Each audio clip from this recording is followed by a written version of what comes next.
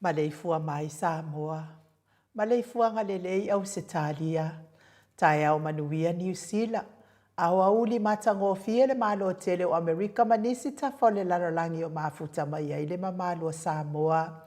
Tai au manino le tai au tatoa le tai au matangofia le asolulu o te sema lua se fulu maleli malua afe lua faa. Whaktai tele i le atua i lau pule wha soifua. Wala whai mai le lei le nei tai au fau le mamalo le atunu. I whaktai fo i le soifua tulu i le mamalo le atunu. Whai ona whaatino ai whaiva matiu te masani ai aso taitasi. Mori fo i le whaamalo ma le whaktai tele i le atua. Ona ola na pule wha soifua. Ia o lea fo watatou toi au lia mai le nei kirisimasi. I le alofa ma le anga le lei o le tatou tapa au le langi. Manuia le kirisimasi Samoa. Le anga nga whaaloalo i whaafeiloa i atua i sisunga i au na tatofia le atua i so se pata tapua ai. Lau sisunga le whaafea ngainga le maot Samoa vi ingo le atua Reverend Esau Asora Viena le anama le whaletua ia o pulasi. Sunga le toe ino le kalesia la mo sato e fuataina Reverend Tele Tausanga ma le whaletua ia matau aina. Pino no. Pasta visita felava i a mosa ma le whaletua ia vai tama sohali i. Pasta faatili matulino si Samoa. Pasta sangale tula epa ma le whaletua ia whai upu. Reverend Awatama to whai ono ma le whaletua ia katanari. Le tina malolo manu malo ia Julia Moli. Me se le sisunga le epikopo ia Sianava te vita kioa Sianava ma le whaletua ia Jacinta. Pasta ainu muli anga avi isa wainaya ma le whaletua ia Saipeti. Matua malolo man malo ia Reverend muli anga telesoti ma le whaletua ia Potofou.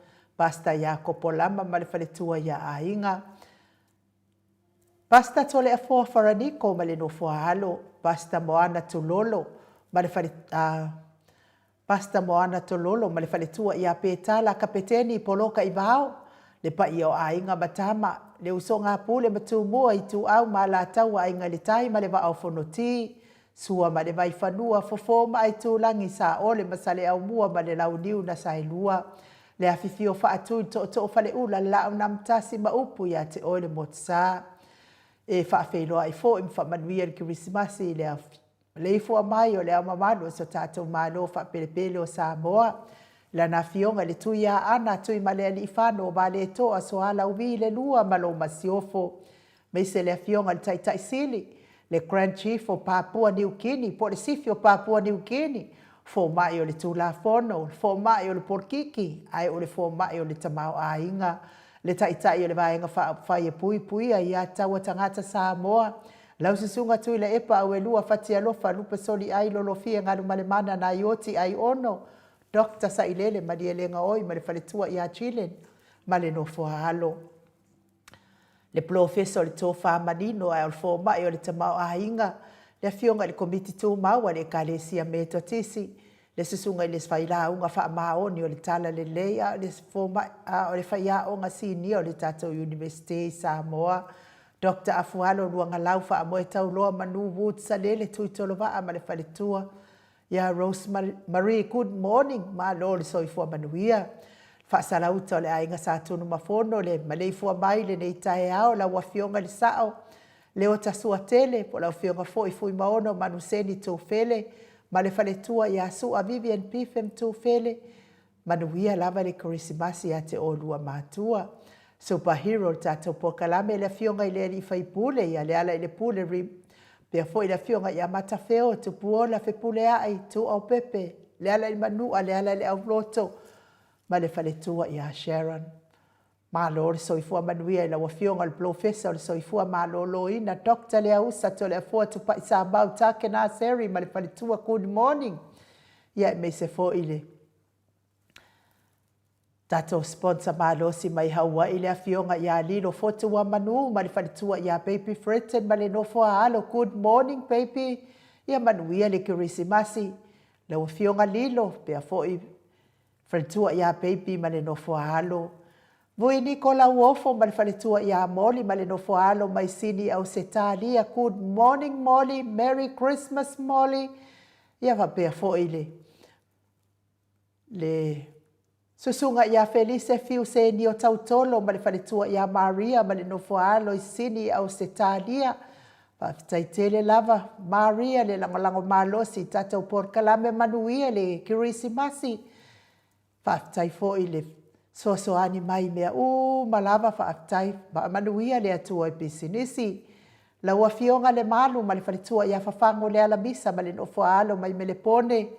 I au setalia good morning fafango ia fa manuia le atua le Krismasi o le nei tausanga fa tai foi mo le lango ina o tatou por kalame mai la vai a matanga o tausanga se ia o mai i le nei masina fa ai o bes foi le sunga ia tupa i o le vai lilingi mau mo nanu ma le faletua ia Marina ma le nofoalo mai sini au setalia ia Merry Christmas Marina fa manuia tele le atua i le au mawai Samoa nei vai tau ia ona o tafaonga fo i manisi fuafuanga fa le ainga i lau sunga tupa i o le vai lilingi mau moananu tai lava mo le langolango ino nei por kalame mai lava i le amatanga se ia o mai le nei Krismasi fa aftai fa manuia le atua ia tau pisinisi fa manuia le atua i tiu te mawhaiva le tapua inga leo sina si o tata watunu le nei tai au fau manuia le Krismasi.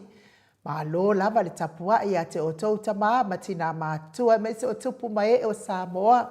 La wafionga le usoalii. La ususunga tui le epa fai ai ma le faletua ia maunga mu good morning. Se umanu matamua faalia ma le tausi ia Sinta lofi po le patu ma Vienna. Na nai fau muinao le ana le tupu fia ma le faletua ia moananu. Ta lo fatele sia sekola siti kato'o, ao lele matapula good morning ao lele. Lo lava le soifua matua, ia te oe le tina matua ao lele matapula, seu ma lo fereti funga. Aso vale faa lava au tio inu ese Paula Banks, faa asu tusa faa e fili pepe si itia epa ta lo fa pepe.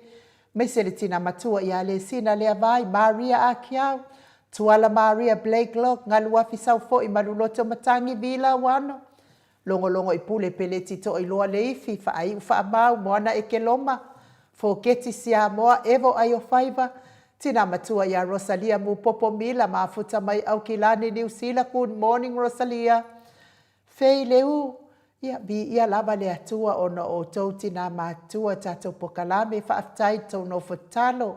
Taito tapua inga mai se tau lango malosi. Le afionga le tai sili ma le vaenga fa au fai. Malo le tapua iwa asili ifiti fulisia inu etele ili fa aso tauma matau good morning. Manuia lava le kirisimasi. Nga fopula sa alua tele moas ma le tausi a Susana manuia. Tafaonga mwhainga malolonga i Samoa. Lau fili a rona whaingafa ma le falitua. Sunga yato alima le ifi pope tuala tama le langi ma le nofua alo. Te o saanele tunai ma le falitua yato mata. Ngalo vau le ota. Se wa muli tuipoloa ma le falitua yato o a matayo. Papoli i Paulo Ioane ma le tausia a kenese. Le ifi Ioane tu matabanga upu atua tabanga ma le falitua ya sunema. Moi mahalota ni elutito malua timu good morning, Merry Christmas. Faletaroa i Farani Swan ma feo taito pupu i fatu elia tau ili ma Filipina. Le musunga uta Brown Matina lolo matawa ma pauli ului ma falitua ya nga fosfulu. Pali itele moangu tuti apuna ulo tango ma falitua. Fatia lofa povi ma se yuli fale ula fatia lofa. Tuala tau umale lua ale si o mulipola. Silia la e o kene malfalitua i ale Lovi Burtis. Good morning Silia la e. Ma tau tia sanga la apelu se asom Celestina. Tu au pepe Josefa se tema makoleti si o ne haitang. Tau e tia tafu asu amaroini su apentito RJS TV upati le lo minga. Baitovi Filemoni malfalitua King Solomona Vita Smith. Tau whaiula me kingi le au pepe lome. Tupai o le vaililingi mau moa nanu ma Marina. Fala na ipupupani pasa whaapoi ma whaafu. Tau finga fui maono ma Diane. Tupai o le vaililingi fasalafa tapo i kuka le tausi ma le ai ngali. I manusina se te whano tole a foa ma le whaletua ia matai a tiosa whaatonu ni umata. Mau salafa ono sa itu whaanatu e ti mau lalo praise silangi ai e.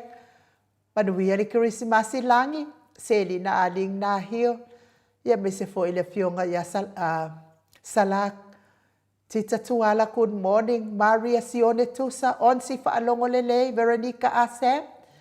Malo lava soifua manuia, Bretonia Salele, Muripola Mose, ma Maria Ulai, fono imana langa ia pele sauma.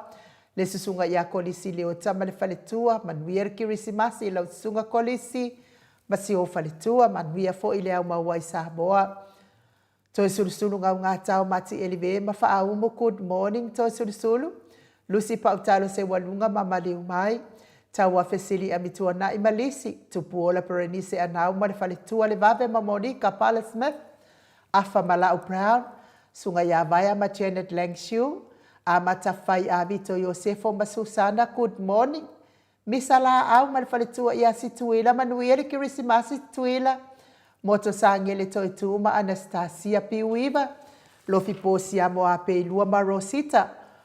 Robert Peterson, good morning. Faumui na po wesi tangi lima matania. Niu marikau me valo ia paso i morivai male tausi. Talenga ia le fau mautu ua ngaseata malfalitua ia Lisa Sole ma Leben. Manuia lava le kirisimasi Joseph Meafua ma falitua i atina. Fautua lele Yosia Savila ma Jenny ta teo fatia lofa. Vaina lepa Kay Chelson kuka ma le falitua mainu woti. Faumui na se fosione ma Alapama. Mika Molipola ma Filomena. Nganga eolo Tony Taleni ma le falitua good morning nganga eolo. Manuia lava le kirisimasi Papa Sama. Lupe soli ai wharupenga matile. Masoelo loane misa ma oli. Faumui na le alali au wa amal falitua ia Lita good morning Lita. Talenga le falifitu ia le muaba ne emia malei. Tofi lau ma le falitua le awanae ma le falitua ia Lina Tiuli. Fasamalu liu ma le falitua ia whaalongo felila tuu le au talili good morning. Sua filikari mauliuli tawai manuiri kirisimasi. Na mulau ulu. Ma le falitua le afionga ia taua alitoa pelepesite tamasone good morning fiti saifeloi tula epa. taputoa ia feta le ata awe lua tamale, manuia le au mawai Samoa le ata fale tui, au mua pita le au tutu manu lele ua ele tise manu lele ua luku Jimmy, talia oa pule loto vautu ua good morning, olo manu usini ma le fale tua manuia le Kirisimasi ol manu ma le fale tua, me se fo i Dwayne so o halo tia manuia le Kirisimasi Dwayne. Ia me se tapua inga le ekalesia Katoliko Samoa ruti hio lau fetalenga le fale fitu liu ngatale tau file taulangi Robeti Stewart tole afoa. Good morning liu. Ia me se fo i le fetalenga le fale i le taulau niu. Tau fao no fia na uma mana ia ma le fionga ia sula Daisy ma le nofua halo good morning. Elisabeta i te tamausu manuia lava le Kirisimasi. Ai me se le tapua inga le sao. I la wafionga tau man pepe sopo ta fia mali i tonga tuki. Male fale tua ia peka paka tonga tuki. Good morning tau manu pepe. Manuia lava le Kirisimasi. Lau fetala inga sa mau le atinga ngai ono sori tamali i timani sa mau mai best. Ia e maise le tau si au lele ia mana ia male ainga lii. Manuia lava le Kirisimasi le nei tai au. Tai fo i le lango malosi tatou pokalame ia wha manuia tele le atua i le pisinisi o loo tautua i naisi o tatou tofi wha pelepele o Samoa vi ia le atua.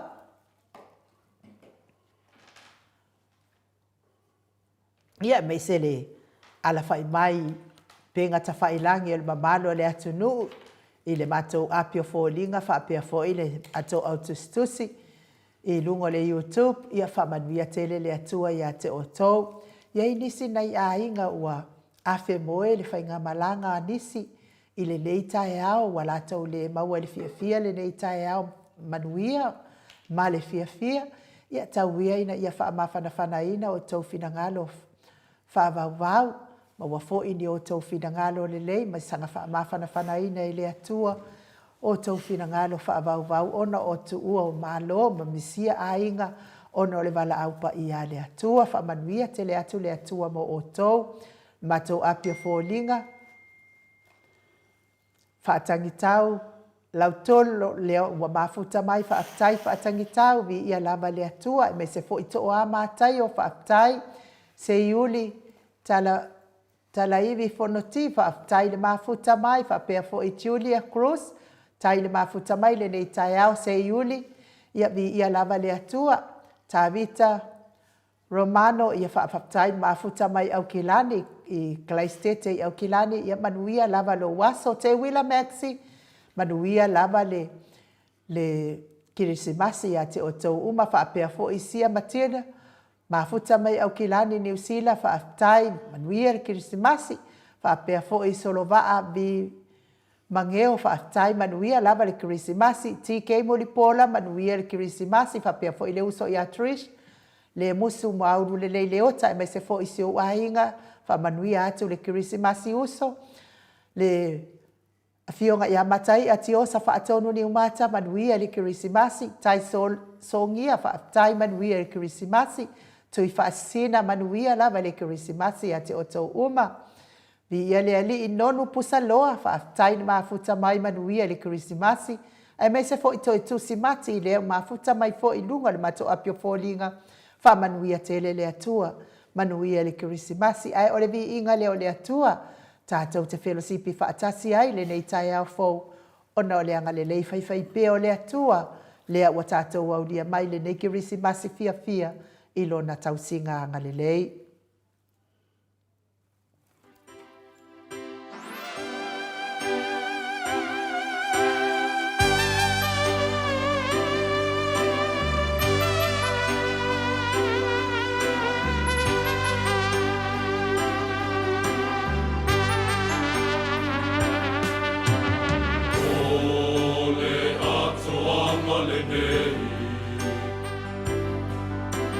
Ole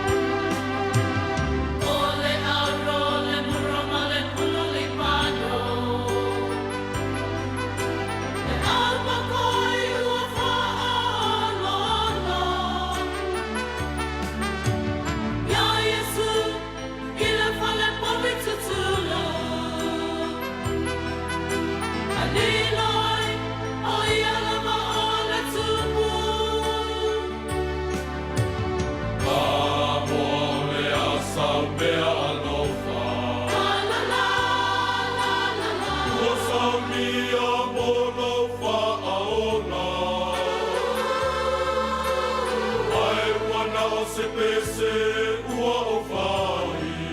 Pesa pesa ua o vai. Tau te au mono vai. Happy birthday, hallelujah. Familia oia. Happy birthday, Messiah. Sama na maloia. Happy birthday.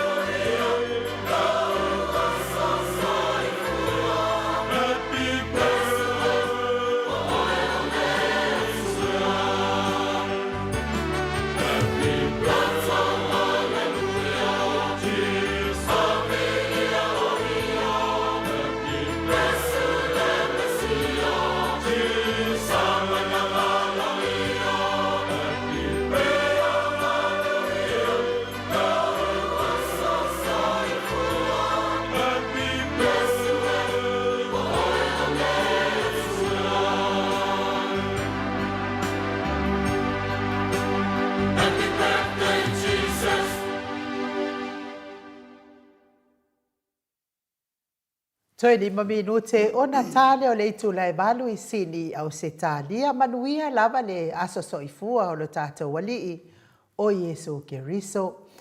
E whatalo whatua I fo I nei tae au le mafuta mai o le whaletua ia whaau mutali elive mai Queenselani vi ia le alii. Ia me se lava le tina matua ia se umalo fereti funga mafuta mai Alaska. Ia vi ia lava le atua se umalo pa tai tau singa le atua ia te o tina matua. Ia le fo ua tātou toe au lia fia mai le nei kirisimasi lo na lofa malonanga le levi ia le alii. Lea ua mafuta mai lea fionga le tapa au whaasina ia to lea foa le nei tai au. Lea nganga whaaloalo e whaafeiloa I la ua fionga le tuia ana ave au malanga. Tama whaasausau le tu malo o le na tuina atu ia ia o le tonu mai pea. Le whaululunga le ainga malosi se I vai ane fo I lau futalinga I le la ulu o le taulau niu. Ia malo lava le soifua manuia le nei tai au fo to le fo. Alo foi soi fua ma le langi ma I le nei feti kilisimasi a fina le lua felua su ma le fai nu le nganga fia ma le nganga whaftai o te whai se whamatalanga mona o whatulau le fia le nganga pa ia le nei tai au ia wafo tatu maftanga whaftai Yesu I loa spanau le asu nei whapenan whamana tuina le lalangi o Kersiano ia ori ma fia ai ia a me se foi lo tu langa e loa fia mai e la vea I mato tangata sala vi inga le mal whaftai Yesu, whaftai lava.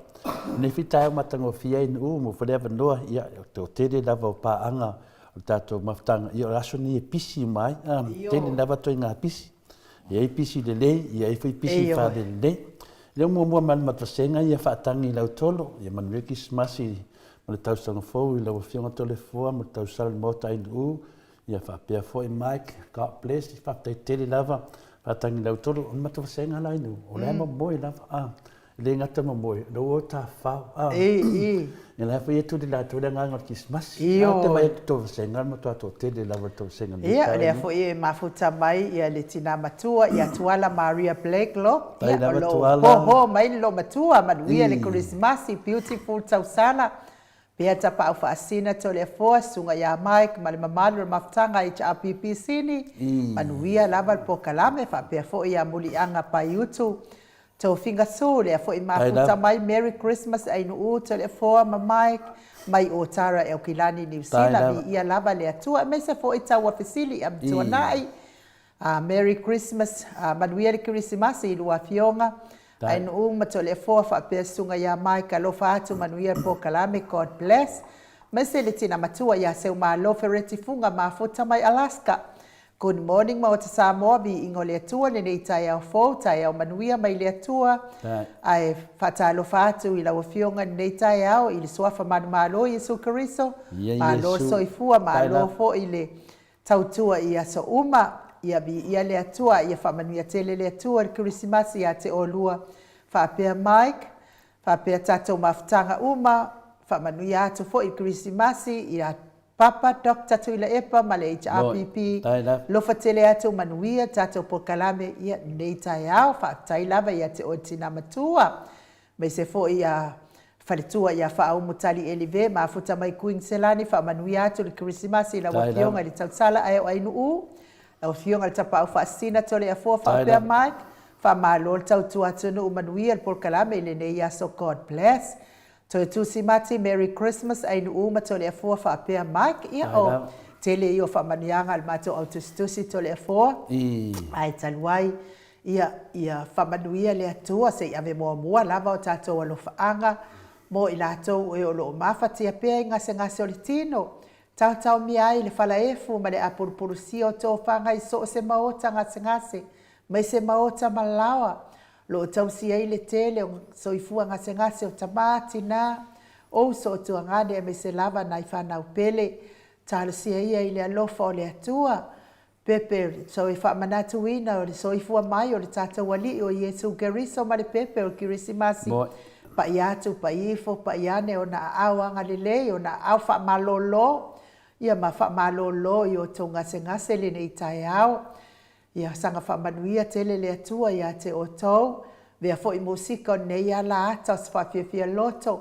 A ve se ai nisi ti ngā o le tino o lo mawhati ai o tau wa le ua tele o tau suafa. A ia wha manuia atu lava le atua whianga i ai ta o tonga ti ngā le nei tai au. Mai se fo i le a fionga ia whasavalu liu whasavalu ia whamanui atu ia te oeta mā. Whapea fo i a voi Nikola uofo whamanui atu ia te oeta mā. Ia ma o tau uma lava wale mā ua o tau suafa. Ia ai mai se fo i le soifua matua le mamalo le atunu o e ua oma ma le fitu se fulu tau sanga le soifua. Amu ia lava o tau toi. Maua fo i nei Kirisimasi e whaopopo. Ia so ma soifua o tau ile nei lalolangi. Lava ina soifua ma le tinga a o loo whamanuia pea le atua ma whaapopo atu pea aso i tele, tau sanga i tele. Tau te mafutai mana i o tau walo. Mai se ainga pele, wo mai masani e kalesia mafio anga. Ia le atua ia te o tau tamati na matutua malava. Mai se fo tina matua ia se umalo feretipunga. Tina matua ia Rosalia Moupopo, tina matua ia Lesina le avai, ia ma oto malava. Ia ai mai se lava si oto ngane pele lo loto ma lo wanganga o fitu sipulu ma le fitu ma le ono masina. Kau mai ia kia ua ia wa fiku sipulu ma fiku a koe fono mai kua ma le ongo masinga. Ta leo fai si oto ngane pele le a fionga i le anon ma le atoa tau la papa. Le niutu tasi a ana, la ua fionga i le whaasisina, le ota le urua ia li i tapono lua atua. Ia me se fo i se ofa le tua i a tau lau. Whamanuia tele le atua i le lua soifua matua. Ia, ka leo fai se o kuangangi. Ia, maua fo i o lua se Kirisimasi fia. I le nei fo i mai tau o soifuanga wa tātou iai. A le vi inga leo le atua tapena ina. Ia, mo le atua i o mato lo whaanga mo o tō malava.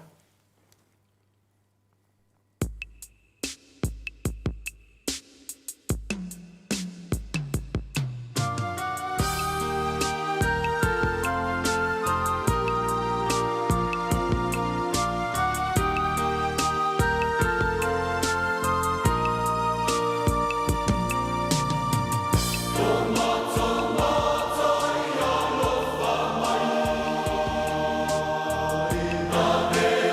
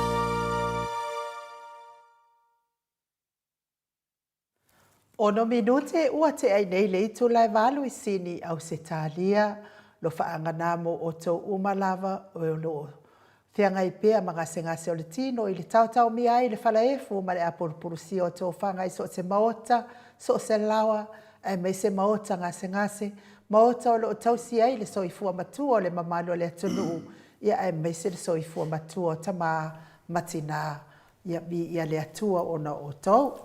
Ko le fua ia le ua mai ali tatou po kalame o asiasinga I maota ngase.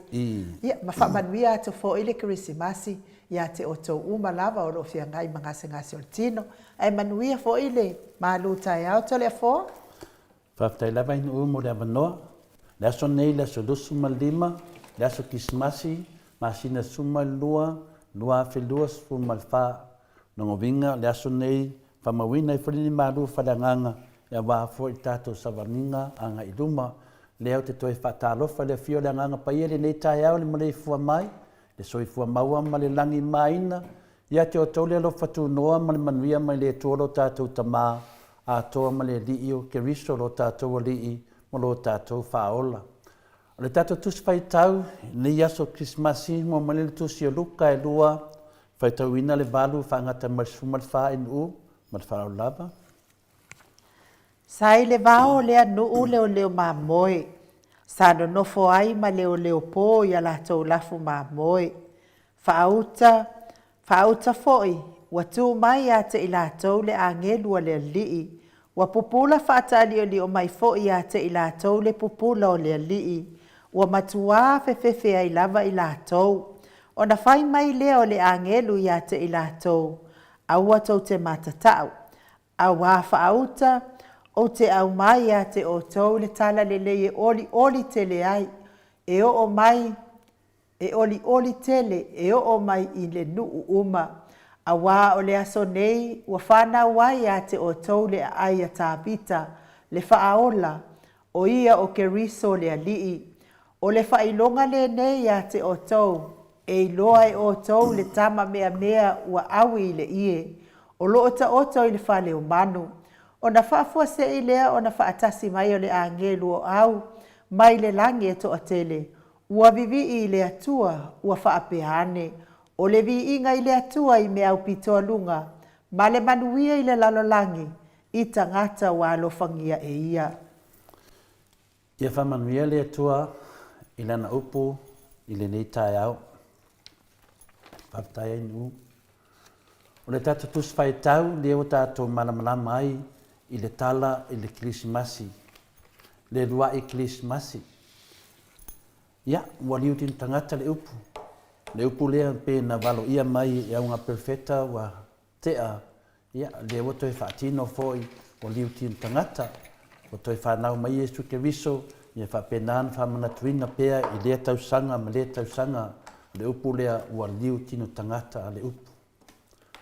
O le pesili mo I tātou le nei tai au, e mai ele nganga al Krismasi mo tātou ta māma tina mātua o le ale winga lo loto o le Krismasi. O le ale winga lo loto o le Krismasi. Mana ia le pisiti. O lo whailoa mai ai le urwhale mai o le atua le tala whasol pito tangata o le langi wa fio I le lalo langi. Whawhaingofi ai le tipsoswani a waritali ina o le tātou pisiti nei tai au. O tātou o tangata ke usiano e tātou te tau mawhai e a tātou whanau maainga I le winga lo loto le Krismasi.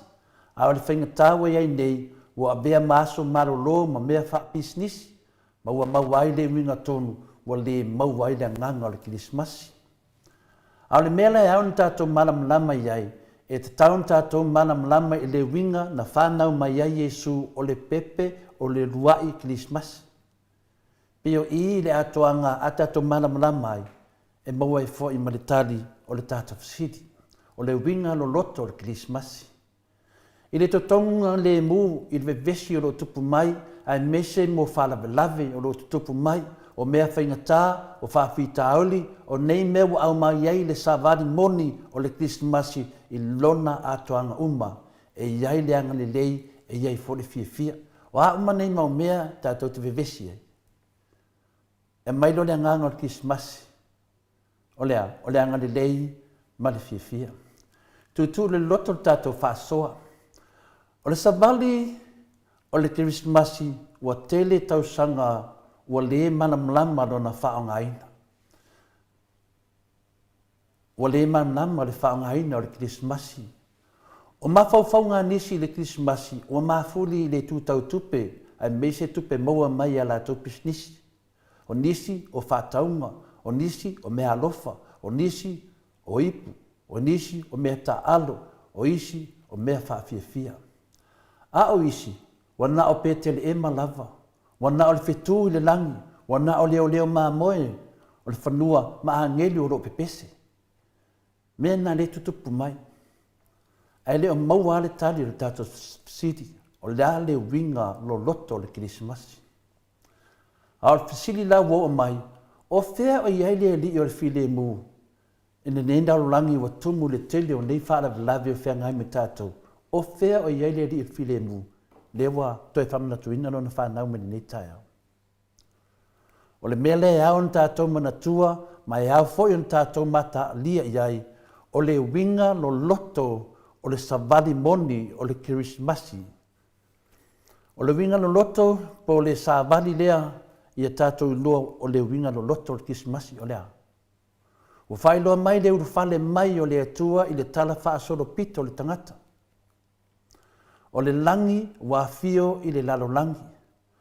A le mele wa tupu, e fōringa mai o se tangata ili fōfoa, po se tangata ili pu wa tū i lungo au vai atu maunga, ma langa ma folofola atu i le lalo langi whanoa noa. Le lalo langi le ai se wha moe moe, a toa ma le ai o se fia fia, a lewa fia mai Jesu Keriso o le li o le file mu. E lua me te tele i ai, le alanga o tangata le ai se wha tua, ia matatou nei o tangata wha tua, e tā ua on manamnama mei e lua. E leo i loa e la tau le tā ua o le fia mai o Jesu Keriso o le li o le file mu.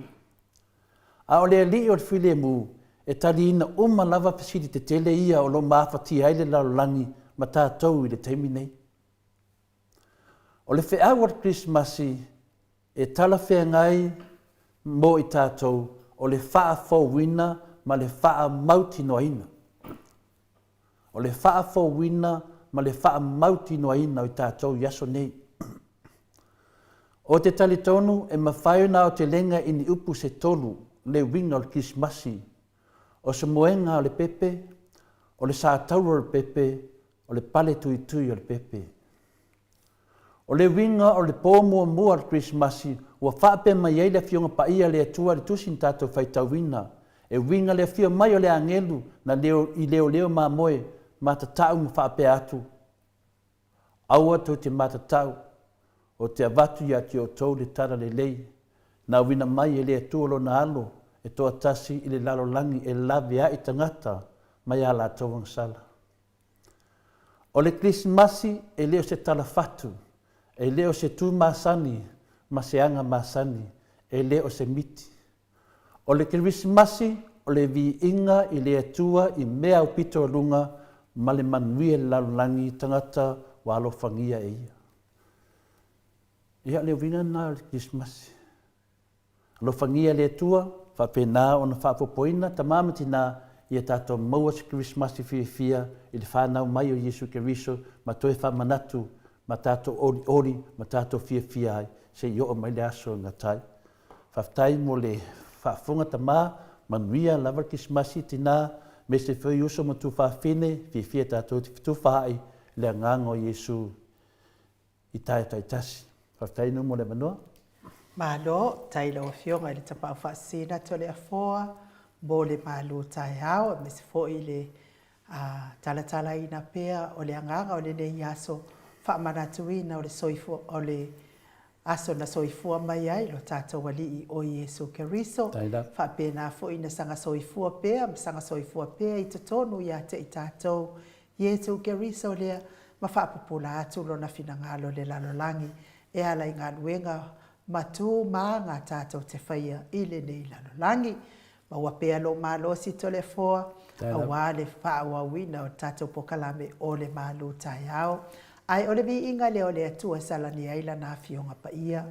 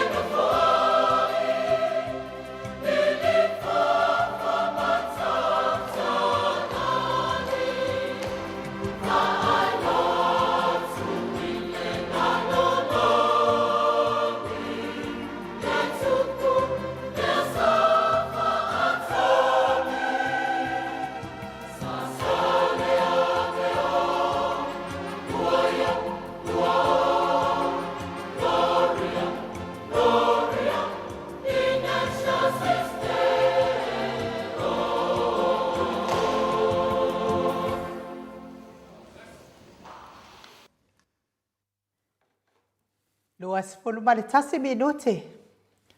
Ua te ai nei le itu lai valo I sini au se talia. Malo lava le whaafonga mai le mamanu so tātou atunu le nei tai au fau. Ia nisi fo ia whatu a mafuta mai po Sam Tene. Sam Tene sa ili. Le ua mafuta mai le nei tai au Merry Christmas ila ua fionga le tole a foa whaapea la ua fionga tau sala ainu u. Ma le tali ia Mike. Alo whaatu mai ia sa ili. Whaato e lau. Ma le ma pesefea presidente mai sini ia ele mamau atu matatou le mea lea fa good morning mai ai ma fa manuia mai ai Christmas ia Sam matene sa ili ia malo lava pia foi Edward Fasi le fo mafuta mai le faletua ia vila wano tupa itaala Merry Christmas ila wafionga le nei taiao manuia le taiao fia vi ia le atli I tausala au leila lei oka ai no to le foa mai ma le tali ma le ai ngali le ma o te sa mo vi ingo le atua manuia Christmas fa manuia le atua lo fa tele atu fa taitele lava vila wano to pa itaala manuia fo ile Christmas la fionga le faltua mes fo le fionga ya la wano ma le no fo alo tina mea fua Merry Christmas to le fo ma ai lu alo fa atu mo o lua ma le ainga fa tai lava tina ia manuia fo Christmas mo o lua Joseph ma le ainga li pe fo se ela tupu Filippo manuia Christmas ma tau sangafo Real por kalame alo fa tele atu ia mes fo ile uso ia timu au ba atito Merry Christmas mo ta sa mo vi ingo le atua family. May the spirit of Christmas be with you all, love and blessing. Ma lo lava fa tai lava timu fa pe fo Julia Cruz le fo mafuta mai. Ia vi ia lava le tua le nei tai au. Ai me se fo a lai se atu fanua me ata mali faitele le fo mafuta mai Merry Christmas le tausala ai nu ma le fionga to le fo fa pe sunga ya mai.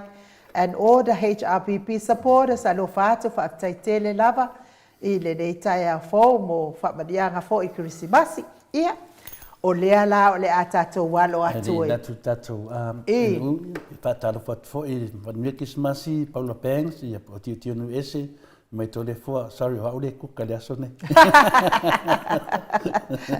e mani Christmas lo fionga un fa pai va pe fo I Tony good morning ia mani Christmas ile nei tai au mo oe ia on fa me foi Tony o ia foi le kuka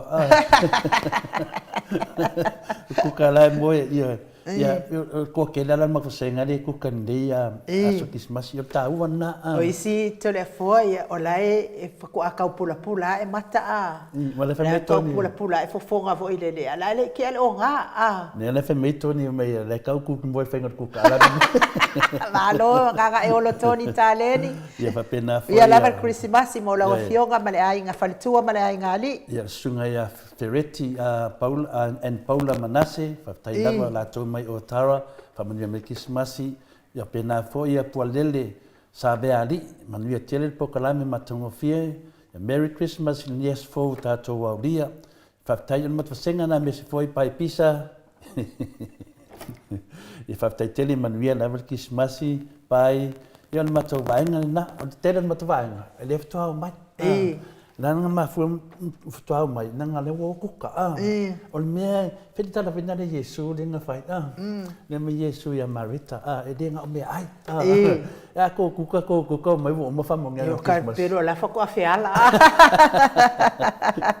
ia fa pe fo ia te wila maxi ma futa mai fa pe fo vai ya uma va welese Merry Christmas my beautiful Mount Samoa vi ingole tua te o Dallas fe pulea ai Merry Christmas to le fo ma la wafionga ai nu fa taitele la batio fa manuia fo ile tua I Christmas la wafionga ma le ai ngali fa pe fo vai ya uma va welese manuia la va le Christmas te wila maxi Real Christmas. Pena foi shot mai ya mani sumeo ia la no lo fa fango me ha va viao me New Zealand ia fa pena fa manu ia mai ta mai ia te tali tonu ia la fa wau ye pokalame ai nu tere la watanga tat fia fa manuia to Christmas ne tau sanga dunga tatu pokalame. Ia, se kau whaaola mai tatou mo la ka ko pepese uma. Mato o tustusi tawalai en ana manuia Christmas i la wafionga tapau fasina to le afua fa pel tau sala mo Samoa vi ingo le atua. Ia, manuia pokalame fa tai lava tawalai ma ana. Ia fa pe fo ia Sankfred and Colette Janki ia fa manuia Merry Christmas to le afua en tau sala mo to vi ingo le atua fa tai. Anastasia to Merry Christmas to you. Tau sala la lei ma la wafionga to le afua ma la sunga Mike fa manuia le atua fa pe na fo i manuia Christmas tau Anastasia to fa pe fo i moto sangele fa pe fo i Sankfred ma Coretti tau alai en ana manuia la Merry Christmas ale ala atata pepese uma fa manuia Christmas nei tina uma mai sa foto mai le tala ia lota po ai mertato Christmas tina uma la vai sa foto ai mese la vosi a fio anga le sa po ela to liping ia lo fa pena tapo ai mai manuia Christmas ia tio tina ia matama mai la fio anga sa foto i motele sa la fai nu ia tato pepese uma e sau lava kaka ia longa leo so mai lava leo kaka ia e tato te pese e fa manuia ia le asfana wo Yesu.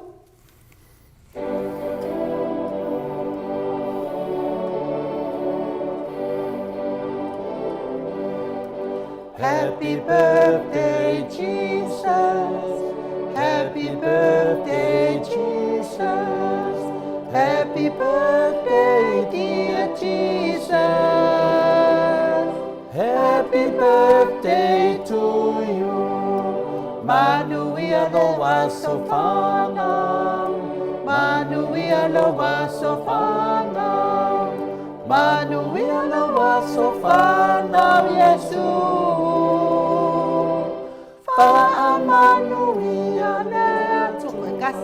Happy birthday, Jesus. Happy birthday, Jesus. Happy birthday, dear Jesus. Happy birthday, Jesus. Yes. La faya o masu e feula le keke o le asfana o Yesu nei tai ao mo tatou uma lava le mau ta Samoa vi ingo le atua. Hip hip. Hey, hip hip. Hey. Ia fa manuia tele le atua le nei tai ao. Ia au tatou anga ia tu. Mo fa fianga. Ia bese o lo fa anga. Mo le aso fana o Yesu. Telefon. Ia. O lea fo i e mumoni mai alo faanga o le faletua i a maunga mu. Manuia le Christmas i a lea le a mala awatu i tato paanga. Wala tau wha manuianga fe mol tai. Via le Christmas i a o lua lau sunga ai o ainu i linga noa saba inaya tai nane le sunga le mali e toa. Tai lava i la wafionga to le afoa. I a lea e sip e pisi e kuka i a kasi la lea kuka. E pe ia ka kaunga umanoa le polkala me ka olo al fale umanoa. Me tau na whai, i kuro polkala me ka ko umai kuka. Ia malo lama le kuka manongi la wafionga al faltua maungamu. Ia vi ia lava le atua, lo fatele atu fo i mo olua bastoe ina le fionga le usole i le sunga i atu i la epa fai ai noa ma le pea fo i le no fo halo. Simi la ulu manuia le Christmasi fa malo le tautua poto fa taitele simi manuia fo le Christmasi mo to uma. Ia fa kai ke lo se malo le sa le lei mai langa i le usuinga o le famadianga o le asfana o Yesu telefon. Nanga makan kangil no ko. No minga o le foi pedua le mo lo se deu. Te da mo etina ya me se fa. Okay le lo so ya Chris ya Trish po fe benga so nga le olo ko po fa. Le ke fio la fa lo mo se deu. Manuel Christmas Trish after tele lava mo le a fio mai mata na mai au lango fa mo mo tato HPP nei i sini Australia me mo Christmas nei mo oe ya masio wali a me se fo ia le tina matua ia per talia tu nai nu ia o le ia tu na tu fo ia le vala au mo le au matutua fo ia tato pokalame o fo ia la tu lo fa anga fe mo tai le nei tai au ai mo na o fo lo fa whaawhelo i atu whaamanuia le Krisimasi le au mamanu o so tātou mālo i lana fionga ia le tui a ana, tui malea li whano ma le toa so ala uvi le lua masiona masiofo.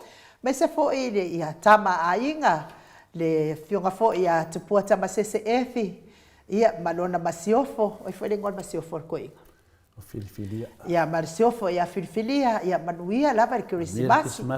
Ia ai whapea fo i le sisunga i le malia toa, ia i le sa lau sisunga malia toa, te nofo i lo nofoa vai loloa, ai whaalongo ia te oe sa moa, lau sisunga malia toa mo lia, me se fo i lo falitua, ia manuia lava le Krisimasi, sui au, ia manuia lava le Krisimasi, me se fo i le fionga le tamaitai palemia, ia fia me Naomi mataafa, manuia te le Krisimasi, lau fionga le tamaitai palemia, pia fo i le tai sili, le sisunga i le alo le malia toa ia Dr. Tuila Epa tai le malia lenga oi ma se o faletua ia Chilen manuia lama le Krisimasi ia te oe tama a o le pese le mo moli tuai o mātou alofaanga ia mātou whamanuia tātou whamanuia whaatasi atuai i le aso soifua o Iesu le nei tai au pe o na usuina. Amen.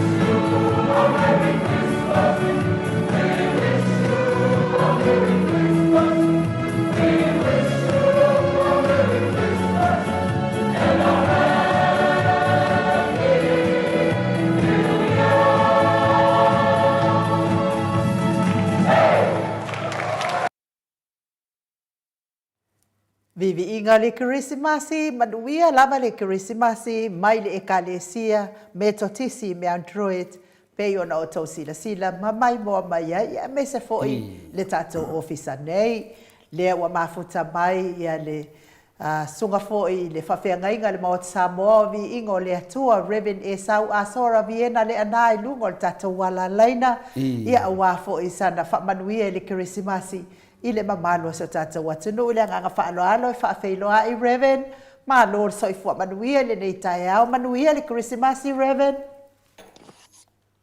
ia le nganga whaaloalo fo i whatalo whatu i lau a fionga le tausalo mo le polokalame lau fionga i nuu tai lava ia mai se foi lau fionga le pau whaasina ma le polokalame le maut sa movi ingo le tua whamanuia foi le Krismasi a te au lua pa aftai le anga le leio le tua ia ua e te melo tō soi fua ma so mātou wola vai vai. Tātou au ia li Kirisimasi o le nei tau sanga.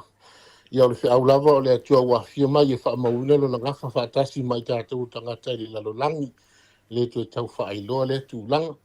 ia ave ia nei manoa o mau be moli tu ia lo fa anga le Krismasi o Maainga Uma ia ele ngata i Samoa ia fa pe fo ia tunu e maoma i nei Australia ele ngata fo ile ia fa manu ia tu le Krismasi i le fionga le te sili le siu te tai ia le vasengo fai pule ia mai se le va fa le RPP ele vai fo le fala oto ia fa manu fo le Krismasi ile pa yo tatu whainga malo ia mai te fo yo fai pule uma o parlemeni ia mai te sio tatu watu nu a toa ia mai te fo yo paanga uma lava le mau sa movi inga o le tua ia lo mfano fa fonga mai tatu polu kalame ile aso ma le aso mai sio tatu sa uninga yu ia sa masina tai tasi ia uto maua se Krismasi fia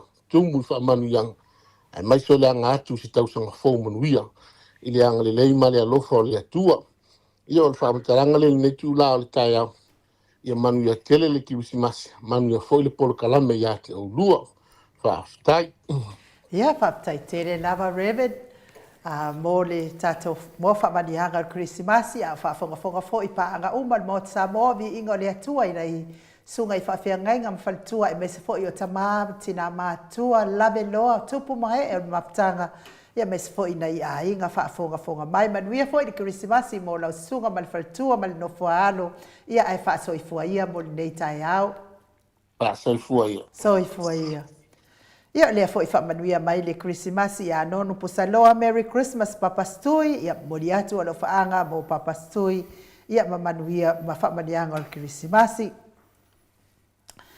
Papena foi Melania ai ono moala ia le foi fa manuia mai le Krismasi i le nei tai au fo ia me se foi friend Pepe ia le foi fa manuia mai le Krismasi ia to le fo mai in fa tai Fred ia manuia foi le nei tai au fa tai ia me se foi le tato ave pasi la popo ala vale asini au se talia le ami HRPP lau fetalainga ngafo pula sa lua telemos fa talo fata pa fasina tole fo mal tau sala maut sa movi ngole tua in sunga le engineer ya Mike male ami HRPP sini fa manuia atu le Krismasi male tau sanga fo wa lo fatele atu fa tai ya mese fo ya manuia fo le Krismasi Samoa lau fetalainga ngafo pula sa lua telemos fa pe fo tau si ya Susana male no male ai ngali i fa tai mese fo le no fo alo ma futa mai nei i au se talia nei ia manuia tele Krismasi eli tau ia lo fa manuia mai le Krismasi mo o lua ma le no foalo fa manuia to fo le Krismasi pa anga uma tato po kalame fa aftai lava eli tau manuia fo i lo Krismasi telefo ia tato fa manianga Krismasi lunga lenga na wai tato sui lunga lenga pa talo fatuia ia tuala mulpola faia masui o finalse to la sitika mo moli mai fa mjanga Krismasi ma fa lava ai no ia ma lo lava i la ofionga molipola Mose Maria Ulai ia ile nei fo i tu la le taiao ofionga ia tuala alfasio o yo le tama ia tuala matua mai oi melepone ia fa ma lo lava manuia le Krismasi tuala ta uma le lua ale sio molipola mai i melepone ia ma lo lava le soifua manuia ia te o te mamatua ia le amanoa e te wha manuia mai le Krismasi ma le tau sakafou fa ia i fo i lo fofonga ma fonga tau moli o se tātou tina matua ia te lesia se kola titi katoa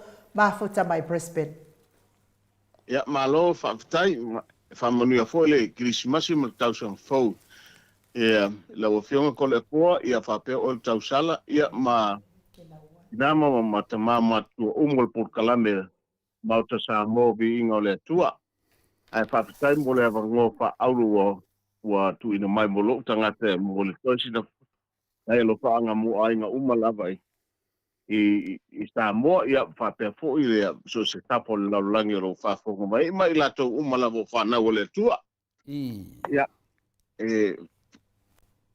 pa mo ya ku Krismasi ya o ko finge ke si se klastika ya o malfana ya fa pe umala ainga o so o tu fa finde malatu fa nau so se tafo la langi lo whamanuia Krismasi nei aso. Ia tō fo i matangata kelsiano malava whanau le atua. Whamanuia le nei aso. Ia ai whamanuia tele le Krismasi la wafionga to le afoa ma inu Tai. Kei tele mo le avanoa mo nei aso. Alo fatele atu. So i poia mai manuia. Ia whaftai tele lava e lau whionga tuala tau umalelua a le sio moripola. Ia mo whamanuianga o Krismasi manuia fo i lo Krismasi. Ia whapena fo ia le ainga atoa i Melipone. Ia ai whasoifua ia mo le nei taimi. Whaftai ia soifua ia mai manuia. Soifua ia tuala. Ia lea fo ia mori mai alo whaanga o pisa. Ia whamanuia pēr Krismasi, whapea fo i la whaele moripola. Mana ia re Krismasi mo te Samoa vi ingo le atua. Ia mese fo i oane tuilangi, manuia re Krismasi mo te Samoa vi ingo le atua. Mana paanga uma, ia mese fo i whaatangi lautolo, manuia re Krismasi, matau sanga phone mo te Samoa vi ingo le atua. With love from Samoa, whaatai lava la whaatangi lautolo. Ia manuia fo i lo Krismasi Samoa. Ai mese fo i le susunga ia olo manu usini, manuia le Krismasi ia te olua tole a foa inu uma mai. Whapea fo i tatou whaipule vaenga whaapwhai le te APP. Ia manuia fo i le Krismasi sa lai bao. Manuia tele le Krismasi whaatai sa lai bao. Manuia fo i lo waso whaamanuia atu le Krismasi le nei tai au. E fia whaamanuia fo i le Krismasi mo Reverend Esau Asora Viena le ana ma le whaletua ia upulasi ma le nofua alo. Ia mese fo i le awhionga i le aki po le Ekalesia Katoliko, le awhionga ia Mosese Tui, manuia lava le Krismasi, ia mese fo i le Ekalesia Katoliko. Ia patele pa ia le tu ainga sa umalava male mawalungo le Ekalesia Katoliko. Whapea fo i le Ekalesia Metatisi le Prestene o le Ekalesia Metatisi, a mese le Prestene o le Auso Fealafani, ia o saufa inga sea, ia mese fo i le saufa inga tama, matina malolo, manu malo, sunga i tausi mtanga nuenga male mawalunga o le Ekalesia Metatisi, whamanuia tele le Krismasi o le nei tausanga, mese le taitaifono o le Ekalesia Efaka, sa male faletua o saufa inga to i ina, whapea fo i susunga i whawhiangainga, male mawalunga o le Ekalesia Efakasa, le Ekalesia la mosa toi fuataina i lau sunga le toi ina, Reverend tele tausanga male whaletua i a matau aina pino no, ia mese le mawalunga o le Ekalesia la mosa toi fuataina, papia foi le tato AOG, le tupalangi ma le tu Samoa, manuia lava le Krismasi a tau sisunga i whawhiangainga mana i tau whaletua, mese foi taitai o le Ekalesia AOG.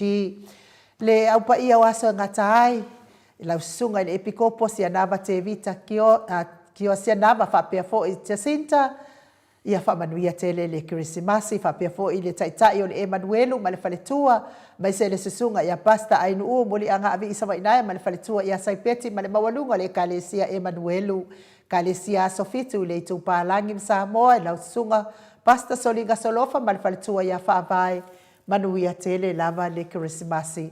A o le vi inga leo le atua i momoli atua i o matolo whaanga mo o tau uma mai se Ekalesia ma lava i Samoa nei.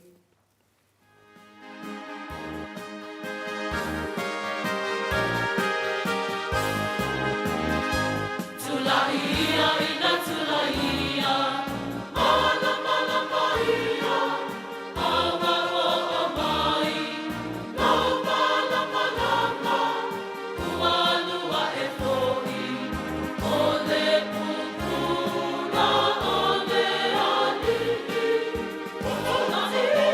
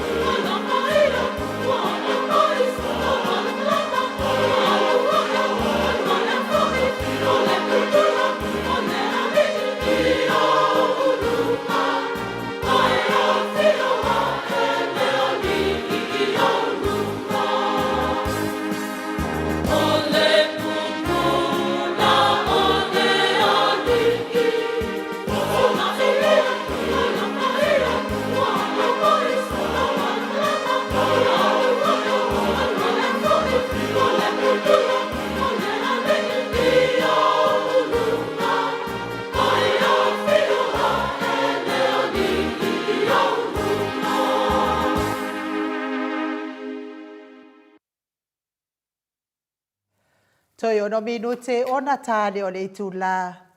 E iwa I sini au se talia. A o tato iai pea I alofa anga fe moli tai o le tato Krismasi. Ia, e mua lava o na whawhelo I atu le awa iai tato sui ilungo le leina. Le afionga I le whaletua I a maungamu. Ia le anganga whaaloalo I whawhelo I atu ai le nei tai au maungamu. Whai ai lo fofonga ma fonga tau moli moli o le fionga. Ia le sisunga le fionga I le usoali I le sisunga I atu I la epa whai ai. Ia masui e boboli mai alo faanga boli mamalo le atu no mo.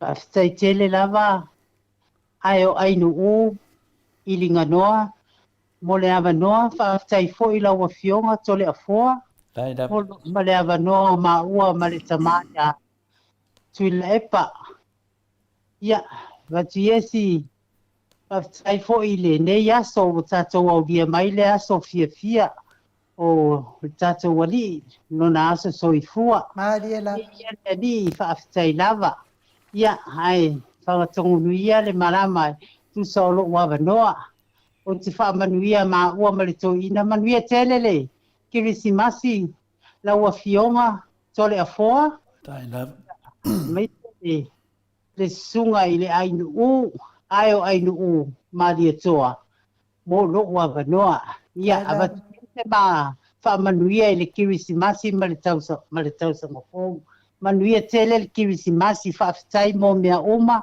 whaafitai le poro kalame I so se taimi o rai aso ma lo lava le tauwiwi ma lo le finau le amia tonu whaamanuia fo I sa moa I le taitai sili a maise le nofo a whaipule whaamanuia le kirisimasi whaamanuia fo I le whainga malo a maise lava le kapeneta ia whaamanuia tele atu le kirisimasi pea foi a inga lava I sa papali I le sunga le whaafeangainga e Sarah Matamara a lua whaafonga mai. Tele Krismasi a o lua matua whaaleanganga I le ngaro atu lava o lua ma le no uma. Manuia tele le Krismasi, manuia lava le Krismasi I pa anga lava le HRPP.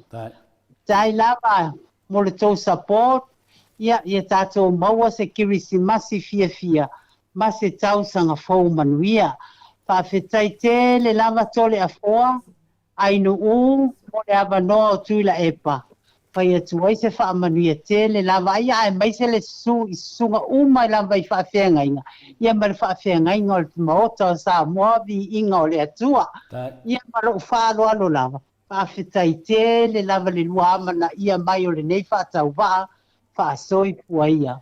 Ma lo whaafitai la wafionga le whaletua maungamu mo whaamanianga ma o le kirisimasi manuia fo le kirisimasi mo o lua mastoi ina me se fo le no foalo ia ina ianga le le pepe o le kirisimasi o tātou whaamanatuina lo na soifua mai pa I atu o na whaawanga le ia ma whaamalo ngase o le soifua batua o lo ofeanga ia I pea o lua I le aso ma le aso mo le fo ia lo whaanga mo le no foalo ai whaasoifua ia maungamu mo le nei taimi. Soifua ia tole a fua ma ayo ainu soifua ia.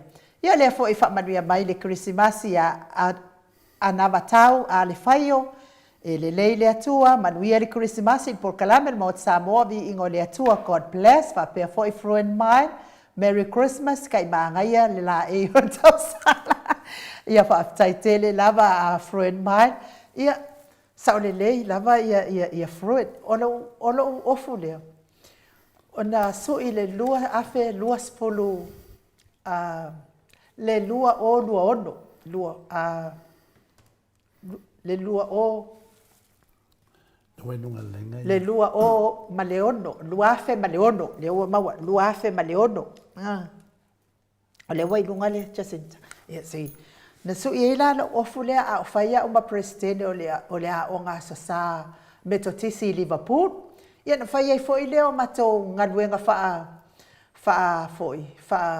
wha kirisimasi. Ma sia matou ha o ngā sā. A whai au mataitai o le ha o ngā sā. Ia ngō wanu ai lea su e mai wafo fo au fia lava i ofu ila ai whaftai lava fuen. Pese lango le taika lango. Le hai o le cold. O lano o Christmas. O le mea la lea na leina tuai tata pokala menei. Se wo fiu e suelo of kiris. Ia taluai lea o te sinta porto ina. O te sinta lea mai nunga. Ia taluai lea wa mafuta mai ia le tausi ia te sinta ia o te talitonu ia o le awhai o ia. Te sinta malanga mali au ma whaapai a Melbourne. Ia o le tausi ia te sinta malanga mali au ngā whaapai ia o le presidente po le tai fono lea a le mafutanga malosi a Melbourne, la HRPP Melbourne. Ia malo lava whaafitai te sinta, ia manuia lava le tātou kirisimasi le nei tai au. Tātou no fo ia matu lea manoa lea te whaamanuia mai ai fo i le kirisimasi. Pa anga umal maota ia me se fo i le fionga tai sili. Ia ma whaamanino mai ai le mta upu antou mafutanga malosi te sinta. Ia ua tala mai le langi le mamalu o le sirisiri ese.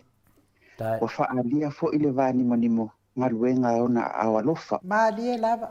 Whaafitai dawa fionga to le afoa. Ai mai se fo i le fionga ia ilinga noa mo le awa noa o lo nei sui whatau wa e whaiaia o masui o le mafutanga HRPP Melbourne supporters mafutanga whaawai i Melbourne.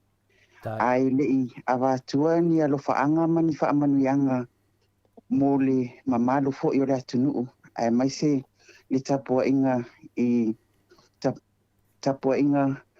i sungai whawhiangainga mo lato whaletua ma le tatu te sili. Ai au lava ona whaamanino le matau le vai i loo fo i sui whatawaa.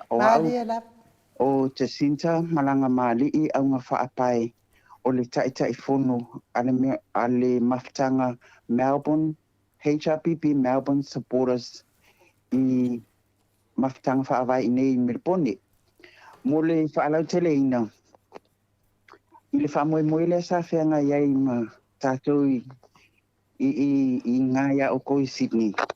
Ia o le matou mafutanga lea sa whaina matou Peter Soani.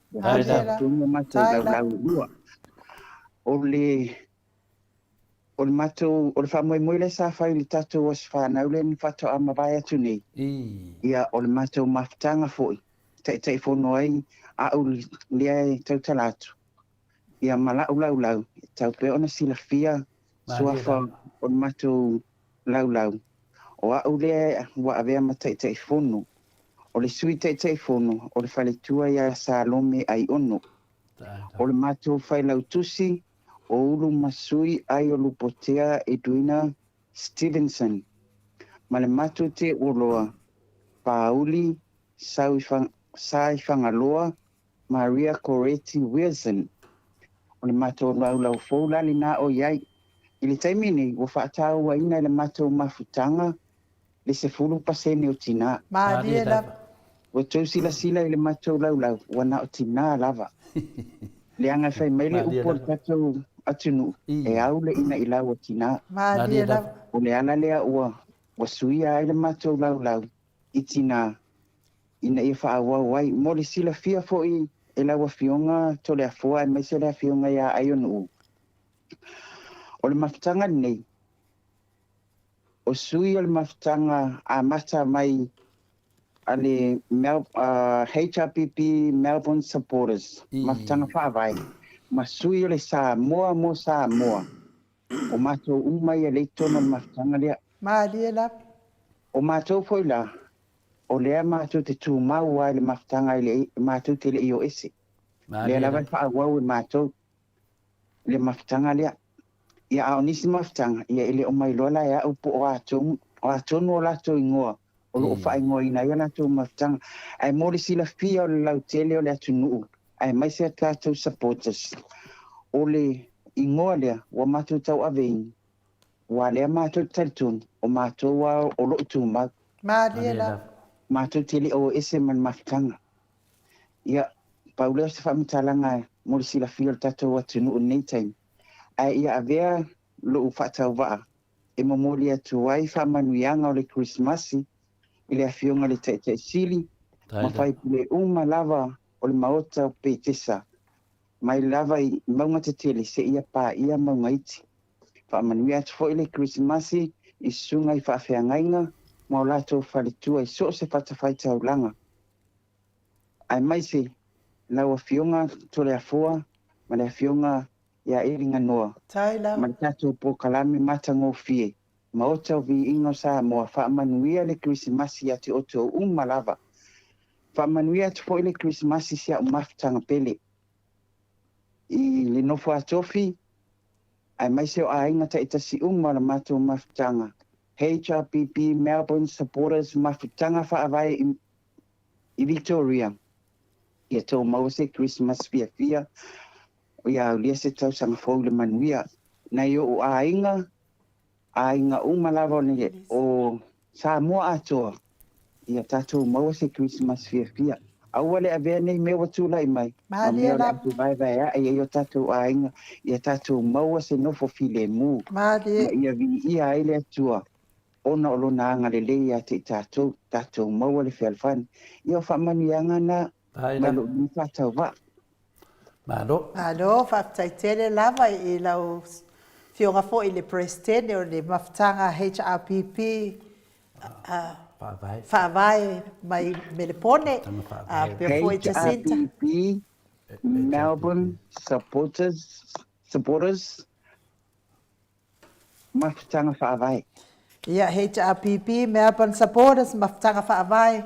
Ia i lau whionga le presidente Jacinta malanga mali i au ngā whapai.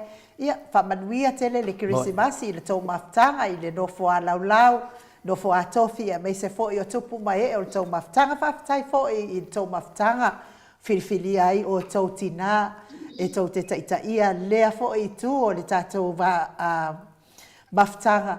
Ia wā le alu i luma ia mo le tautua fo i sa moa i le whionga taitaisili. Ia meise fo i le vaenga whaapawhai le HRPP mo le whina wino le ami o tonu.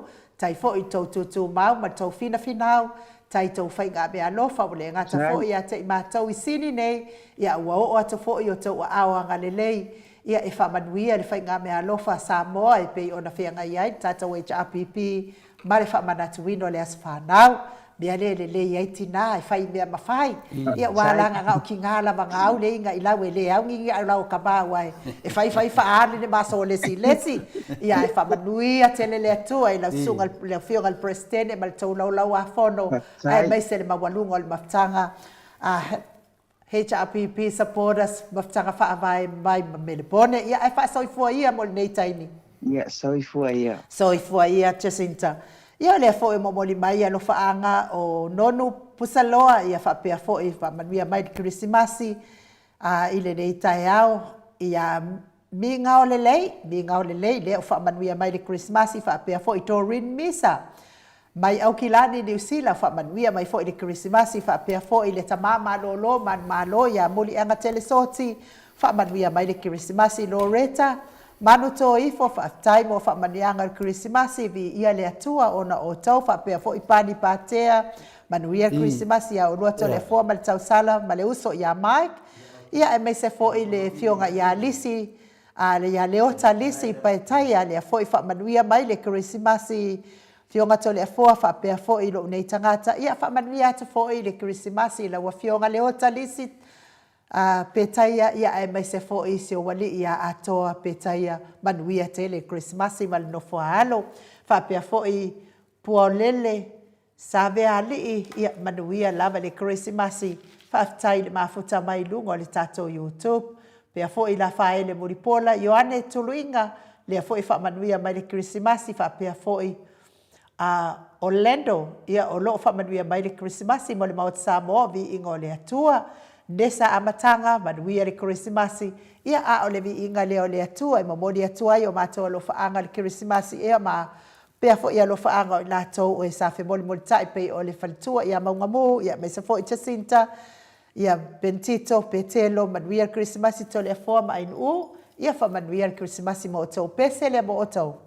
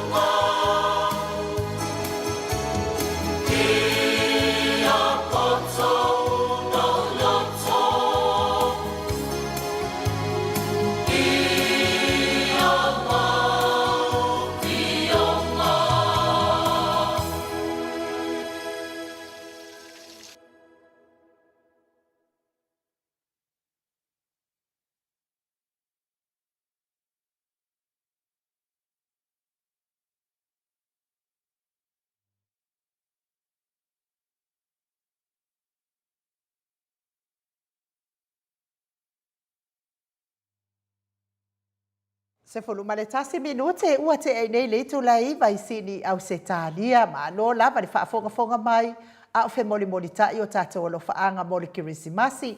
Lea ua mafuta mai le siti nā matua lea o le tātou au ainga AMI HRPP le tina matua ia le sina lea vai lea nganga whaaloalo e whaafeiloa i lau te oe le tina matua le sina lea vai ia manuia lava le kirisimasi ia te oe mana i o walo. Pasai lava, ayo inu o, whapea fo ia, o lea foa. Tai lava. Manuia le kirisimasi, ma tau tau o te mua lava, o na o whaptai atu, tu sai mania, su lava no tu mai. Ia,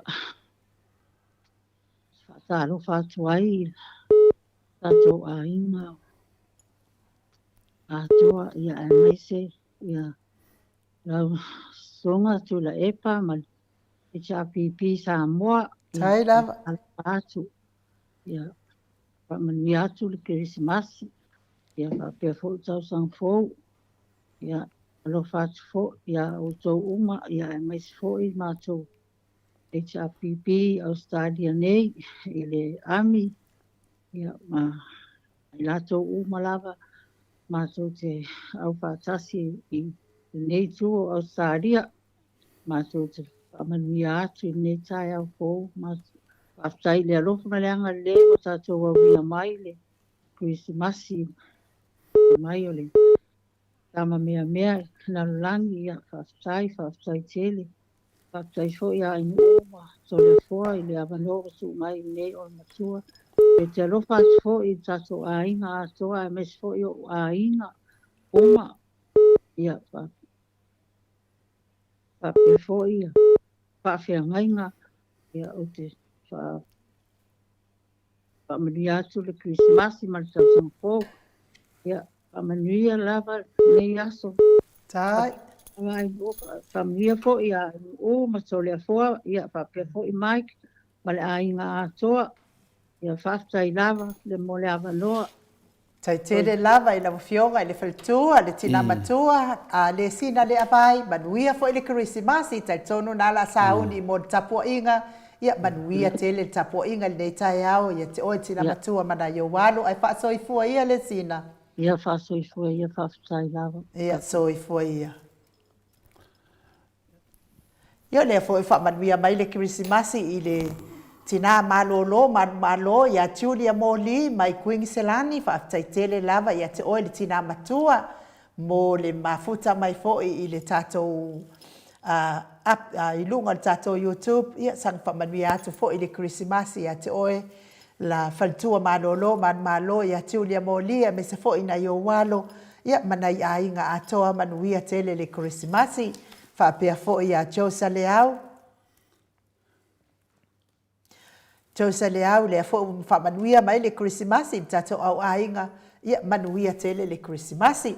Lea ua mafuta mai le susunga i le presidente o le maftanga malosi mai i Queenselani.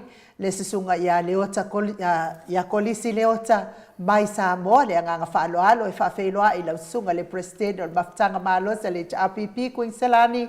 Malo soifua manuia malo fo i le onsai.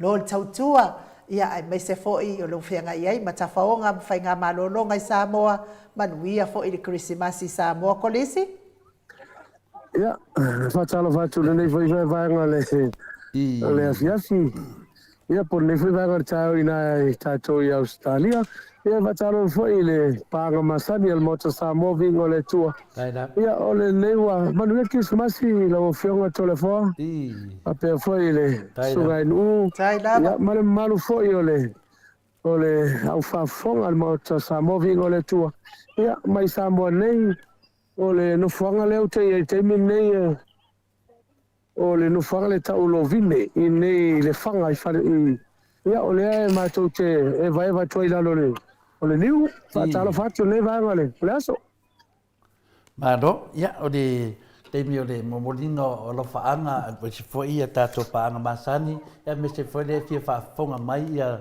se maftanga marosi mai Queenselani no fiona pestene po wa mai oi ia mo le ni ngai lo faanga le ala lea le valau atu lau fionga le Kristene ko nisi leota. Ia, whaftai to le fua. Ia, o na e mora foi o mlianga Krismasi. Ia, isi amato maftanga pele na i Queenselani. Ia, ina i tamama tina matutua. Ia, o le maftanga, mese le lavoloa le maftanga. Ia, teletono lo tatu to fai maua uma se Krismasi fia. Ia, whapena foi le paanga le tatu fare wale si fasalau le mauta sa mo vingo le tua. Ia whamanu ia tuai le Krismasi, tamama tina matua, le au whafonga o lo, lango ina pea le tātou, whinaunga o lo whai nei, ia maloso i fōmanu ia Krismasi a tōtou umalama. Ia whapena fo ina whamanu atu le Krismasi, lau sunga kolisi le ota, whapea fo i se ufaltua, mai se fo i o tō uma, o lo au mawai nai Samoa, o na whai ngā malo longa, ai mol nei taimi wha so i fua ia kolisi le ota. Ia, wa soifua. Soifua. Ia, wa soifua. Soifua. Ia mamoli atu fo ia no whaanga mwhamanianga o Krismasi mo tātou sponsor malosi mai Hawaii le fionga ia lilo fotua manu ma le whalitua ia Baby Frighten ma le no foalo. Mai se fo le sunga ia vui Nikola, le fionga ia vui Nikola Wofo ma le whalitua ia Moli ma le no foalo mai sini au Sitalia Moli. Whaaftaitele lava mo mea alofa le Krismasi, Merry Christmas Molly. Whapea fo ile sunga ia Felice Fiuse ni o tautolo ma le whalitua ia Maria ma le no foalo. Mai sini au Setalia, whaaftaitele lava Maria. Ia whapea fo i moli atu whaamanianga Krismasi ila wafionga le manu ma le whalitua ia whafangu le alamisa ma le no foalo mai melepone. Ia whaamanuia fo ile atua i se otua whafangu. Ia ngalo lava ia te au le sua fo se o tua ia fo i o tau o lo mafuta pea ma tua whamanuia atu le Krismasi se o tina ma tau i ngā lii. Me se fo i le sunga ia tupa i o le vaililingi mau mua nanu ma le whalitua ia Marina ma le no foalo manuia tele le Krismasi. Lea ua mafuta mai le whetalenga ia se umanu matamua whaalia i lunga o le tātou wala leina ia momori fo i whaamanianga o le Krismasi lea nganga whaaloalo i whaafeiloa i lau whetalenga se umanu matamua whaalia ia malo le soifua manuia le nei tai au fau manuia lava le Krismasi. Ia, soifua maua ma le langi mai lo lua sase rua. Tai da. Ionga le kapapa singa ko le fua. Tai. Ia papafu e lau fionga kausana mauka. Tai lava. Ionga ngu. Ia po lau fionga fo i nganoa. Tai. Ia munga ke ani Krismasi. Ia malo fo ima. Le on sai malo le kawaka. Ia fa malo fo i fa kokoi. Le ko mo no finga ngala no ki kem faiba. Tai da. Ia si fo on fa kele le konika ya. Kai de ko soi lo ko soi fuama so ma ko malos. Le ko e kali manga o fa fonga fo kalo ina ko le. E aro rofa ma fa ma o ngi lango. Tinga wingo le ambe ko. Ma dia da. Au mga fo sa bango fo i. Fa kai kere o mo e. Ya e mo mo dia koi alo fa anga ma fa mongianga ki smasi. Fa fonga anga i de. Pa ia sa ko fa fo sa mo. Io ngai ku kende bo ngai ku kaulangi le afi isa ma ku kalma le anga fa lo. Sa mo ai ole ku e pele le. Loko ma fa. Tai. Sa mo no ka ko fasi ko mangai. Ka ko ke bika uma ya ngai yola. Ani da. Ma dia lava. Ya ona fanga nga ma famu ngango ngi ki se masi ngi ko sang. Lua fe lua su me fa. Ya o mga fo sa bango ai mo modia ko yo malo fa anga. Ma famu ngango ki se masi ya pa ka se ma ko sang fo pe ka so i fu le no fo male anga le ka ko ka pa usi le langi. I le fa fo ka po e pa anga umo le mo ko sa mo vi ingo le kua. I la ko o na ko lango inga ma. Singa winga le ami o kongo le kua. I so se kafa o sa moa, ma le lalo langi a koa. I olo whaanga ngā ma whaamungianga. Ya, mo ina ko uma o lea na ko ke. Alo whangia, si o kako whasingo manga i Samoa. Adi la. Kere skala ko le fua o ke loa o ke le fia mo sa vangoa. Ya, o le bubongi e kuare mangu e le kulongo longo ko le fua. Ma dia da. Ngawa e ku makangi olo. Nga na mako ka kalo ma ka po inga. Ale mo ko sa mo vi ingo le ku ya nga le ku. Le ku mi ko. Ya nga le ku mi ko i lo fiong. Awa fa mo le no mai. Inga ya ku ka fa ko ro fi nga. Dai da. Ya ma le pe mo o fai bo mana fa ko fa inga. Ya o mako mo nga ngam. Ya malo fa anga ma fa mo nyango Christmas. Ya makape ngai kako fa ma wai ni ko sang anu kuia mo nga finka Maria la ya ka kadi mo ko sanga po pe akar so fu ai le anga le ka pa usil lang ya mo moni so ko so fu mo so ma ko maros ya ola mako pa mo ya ku ngai kaya mo ya ke le la por Christmas mano le mo lango ingan por kalame ale mo ko sa mo vi ingo le ku aro fikele mo rua dai da ya mo ngeri yesu ya manuia foi le Christmasi e lau fio ngai le sao ya polof talenga foi se manu ma le tausia Jacinta Portina ya awa foi le nei tausanga de foi we fa manuia me tato pokalame ya tato tu no mo le tua me uma lava ratu ye le Christmasi ya ai mo se tai au fo mo tato me sidi lo ta pena le to mo tato fa manuia le tua e lau fio le sao polof talenga se manu ya a me se foi tausia Jacinta no faalo tato toi fura foi se temi o luma manu ya tele Christmas e fa soi foi mon terminei no foi sa ke le mo fa mo yanga ko fa soi fu soi foi ya yo le foi ma futa mai au tanga vai upa mai Samoa fa manuia le Christmas au tanga vai i mo oe male ainga pe foi vao so le alu aviata a job ia fa manuia le Christmas mo oe male ainga aftai fo mo fa manianga Christmas mai ya pete au va Caroline ia manuia le Christmas mo o fo i male ainga fa pe fo i pio timo le fo i fa manuia mai le Christmas manuia fo i le Christmas mo o male ainga mai se fo i le sunga fo ia tupa i le vai lilingi fa salafa tapu i kuka ma fota mai sangone ia manuia lava le Christmas mo o male ainga mai se fo i ruta dua manu ia o lo fa manuia mai foi Merry Christmas to you to le foa ma inu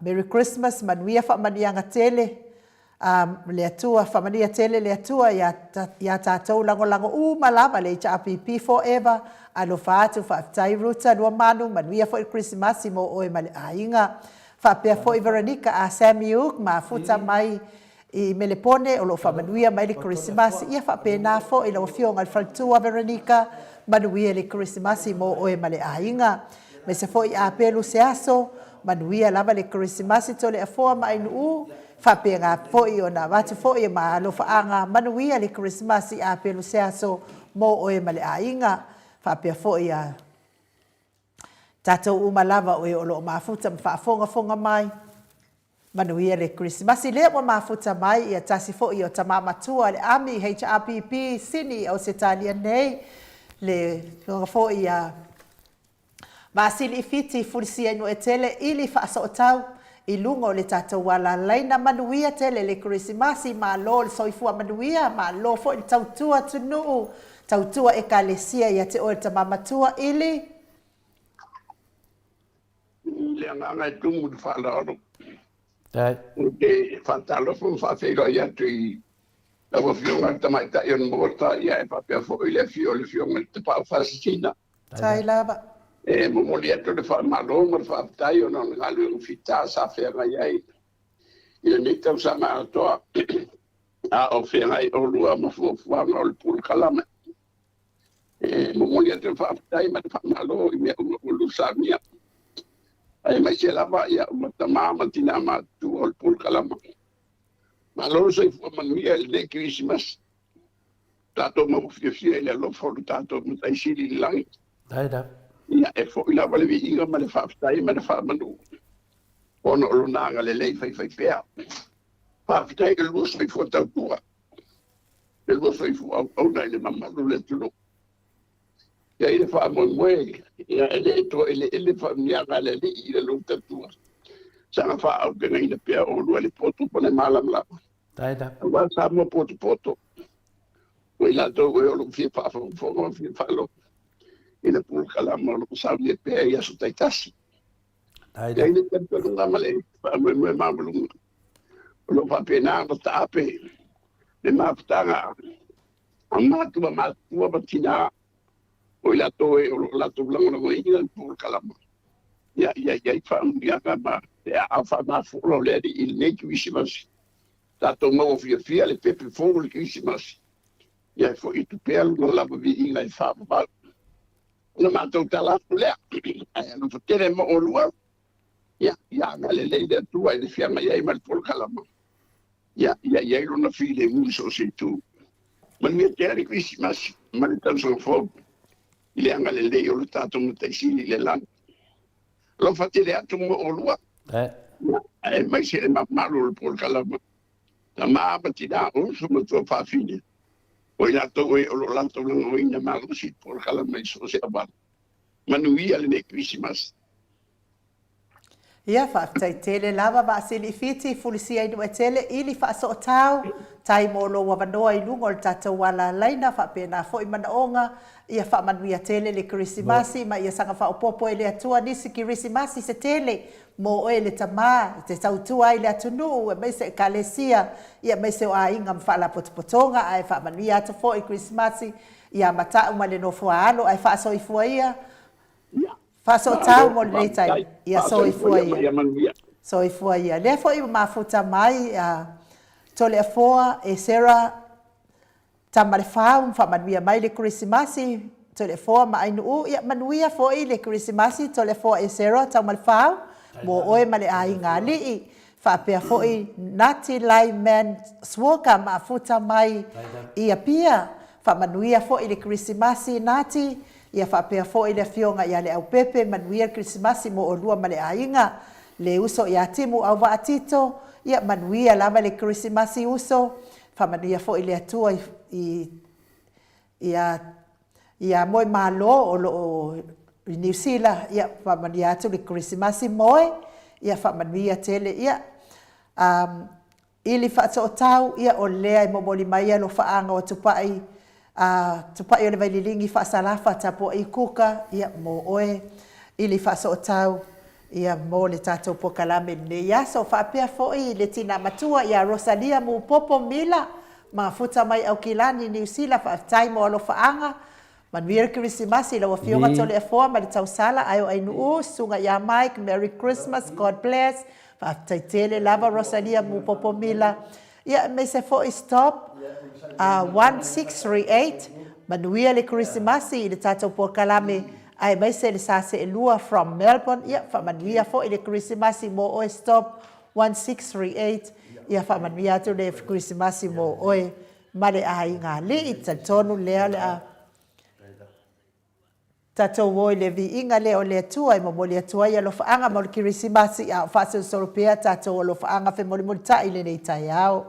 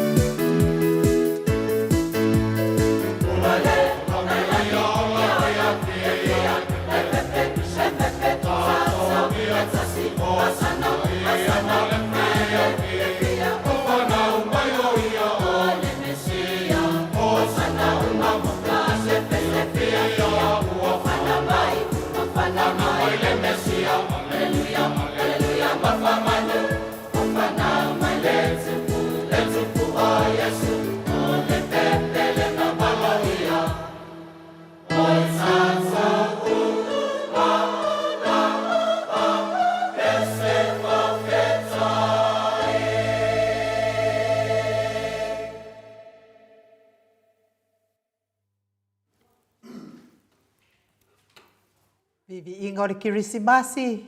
Tato ia pia ile nganga le kirisimasi e ala vi ingo le kirisimasi vi ingo le atua. Pe ona tato ia ile nei tai ao ina ua toe lua se fulu ma le 5 minute. Ona tane o le itula se fulu. Te tari tono fo ia ile tele stato taimi o te toe. O ke fialu fo ia uia kaola mamoe. Ia wa fo isina tau mafutanga o kirisimasi. Kia fialu fo ia uia whaamela la mamoe wa leva ka umang kapenga le o ngā umule aso anafi whaamela i mamoe wale nei tai ao. Le fo i whaamanwia mai le kirisimasi ma ia tama o le vai a foa. Manuia Krismasi mo o lua ma o ainga ia whapea fo i o ainga ma lava i New Zealand ma Australia lo atu. Ia o whamanianga nā mai e tama o le vai a foa le mori mai ana whamanianga mo maua ia mei se fo i o na ainga mai New Zealand. Manuia fo i le Krismasi mo oe ma le ainga tama o le vai a foa whapea fo i vita manaia le a whamanuia mai le Krismasi. Merry Christmas to you all Mount Samoa vi ingo le tua.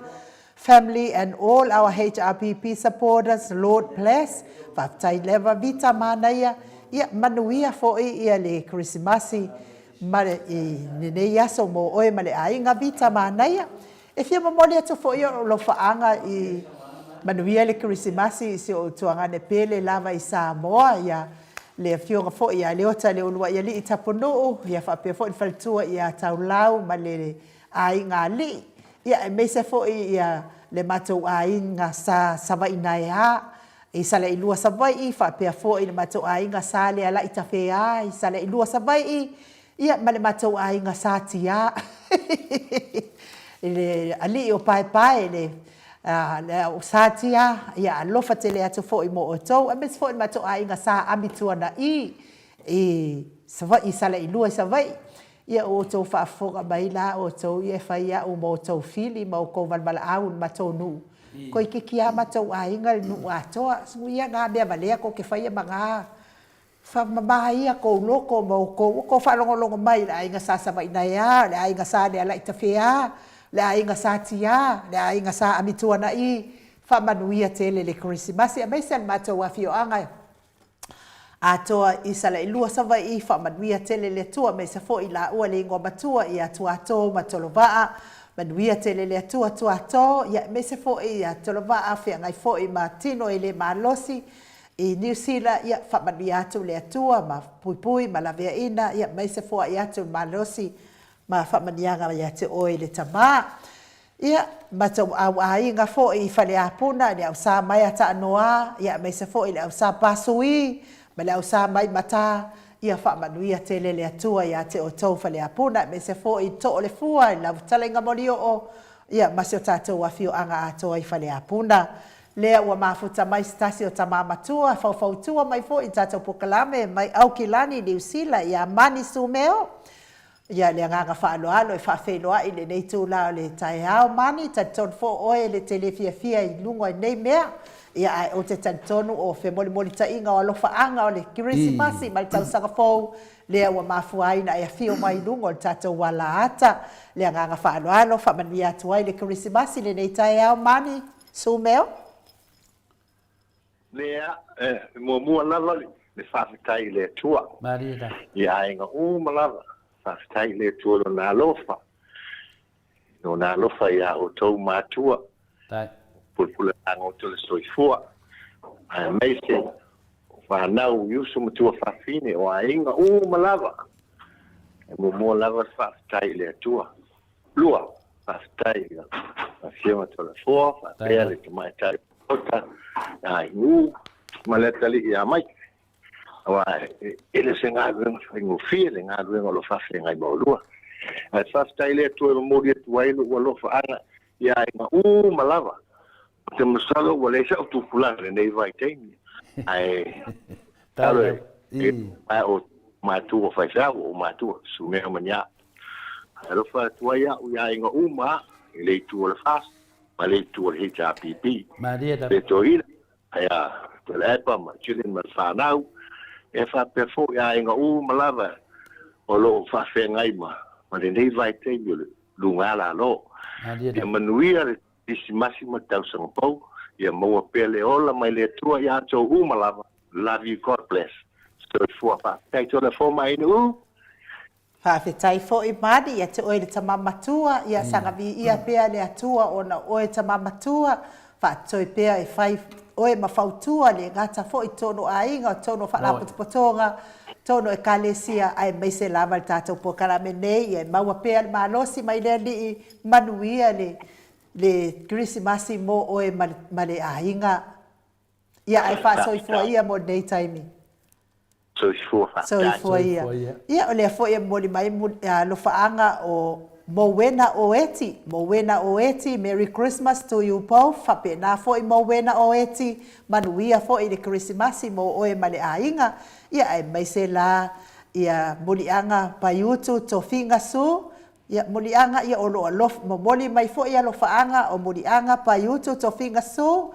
I le ainga sa paiutu I Salailua, sa le ainga sa paiutu I Salailua, ia e mai se foi ia whaatoafe ma le nuu whaingata, sa la ulu masua whamanuia le momoli atu alo whaanga o molianga paiutu to whinga su mo o tau uma lava I si utu I Salailua, e whapea foi le weta tangaloa, ia o lo mori mai alo whaanga mo le Krisimasi, ia whapena foi le weta, manuia lava le Krisimasi mo oe ma le ainga li I whapena fo ia mulianga paiutu to whinga su ia manuia lava le Krisimasi mo oe ma le ainga li tole foa ia whapena fo ia Tony ia whaftai lava Tony whaftai tausi matua taino wanga lei Easter I le tina matua ia Rosalia Mila Mupopo vi ia lava le ali fa pe fo Noela Lole Merry Christmas lua ia I lua fionga tole fo ai nu ma Mike manuia por kalame nei taiao God bless fa pe na fo Noela Lole ia fa manuia tele le atua I Christmas mo oe male ainga Merry Christmas to you and your family Noela Lole ile nei taiao le nei taiao fo ia fa pe fo ia le fionga ia sulusulu mai vasa aiva ia malifaletua ia Katie whapea fo I le leitio whamanuia atu le atua to sulusulu mai vasa malifaletua ia Katie ia maua se Krisimasi fia ma le ainga li whapea fo ia alalatoa e mani alalatoa malifaletua ia maua fo I se Krisimasi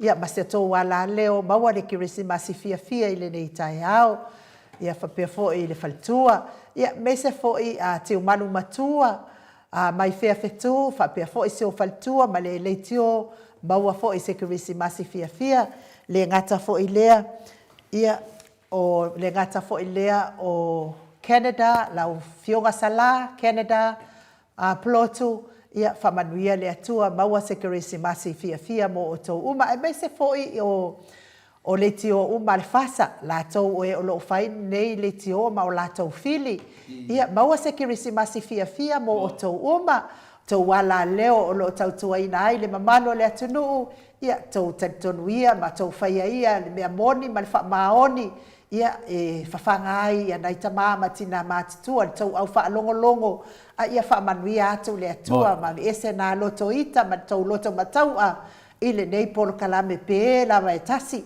fa manuia tele le atua mo o tau uma fa pena fo il mafuta mai o le talenga ia ngafo se fulu ia fa pe fo ile fionga ile komiti tu ma le kalesia metotisi sini nei la fionga ia fa manuia tele le atua fa taimo lo fa anga Krisimasi ma mo ma ua ia fa pena fo ingafo ia fa manuia fo ile atua mo oe male ainga ma le nofo halo manuia le Krisimasi le wa mafuta mai vai na lepa Kay Charlson Kuka ile mafuta mai melepone ia manuia lava ta lofa vai na lepa ma lor so i fo manuia le Krisimasi ia fatala fatu le ngang fa lolo ile paia mal mamalu o tatou mafutanga be ia le nei lao vi ai pel ma volungo le lofa le tua Maria da il famna tuina fo aso soifua le tatou faola ia tauina avira nei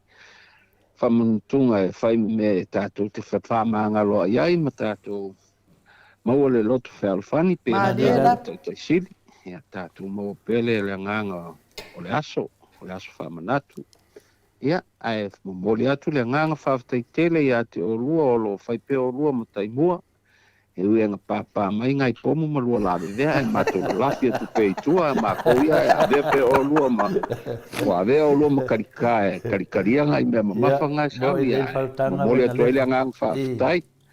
Ia kau fo i mankoa e kau mo o lua ai tātou tau whaitatalo i atua e fo i mailo na nganga. E whaoloa ina i pe o lua e mo o lua le pale ma le whaatoa e kau akuai ia mai e mo ele nganga o Iesu tātou maftanga ia o le sina manatu le vai ma le whaalo lama whaafitai tele mo le avanoa to le foa ia e mai se le tausala ia e nu. Whaafitai fo i vaina lepa kei Chelson Kuka, whaafitai mo alo whaanga whe mol tai, whaafitai fo i lua tapua inga man whaltua i tātou po kalamenei. Ia wai umanuia i fo i mai nā lava tausanga se ia o mai nei tai au. Ia o lea lava i whelesi lava to lea foa mai nu e ui lava na tele pomu e lave vea ai.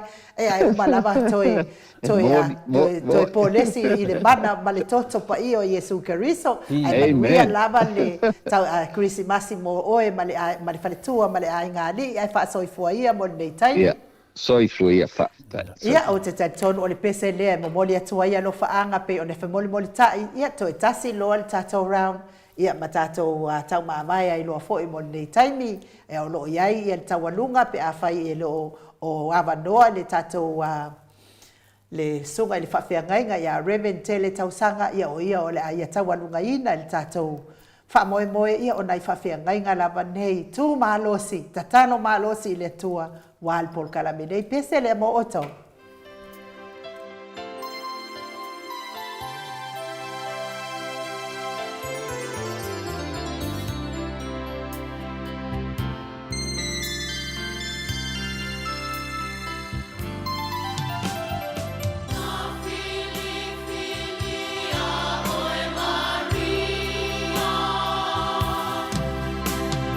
Ai le la no no no tina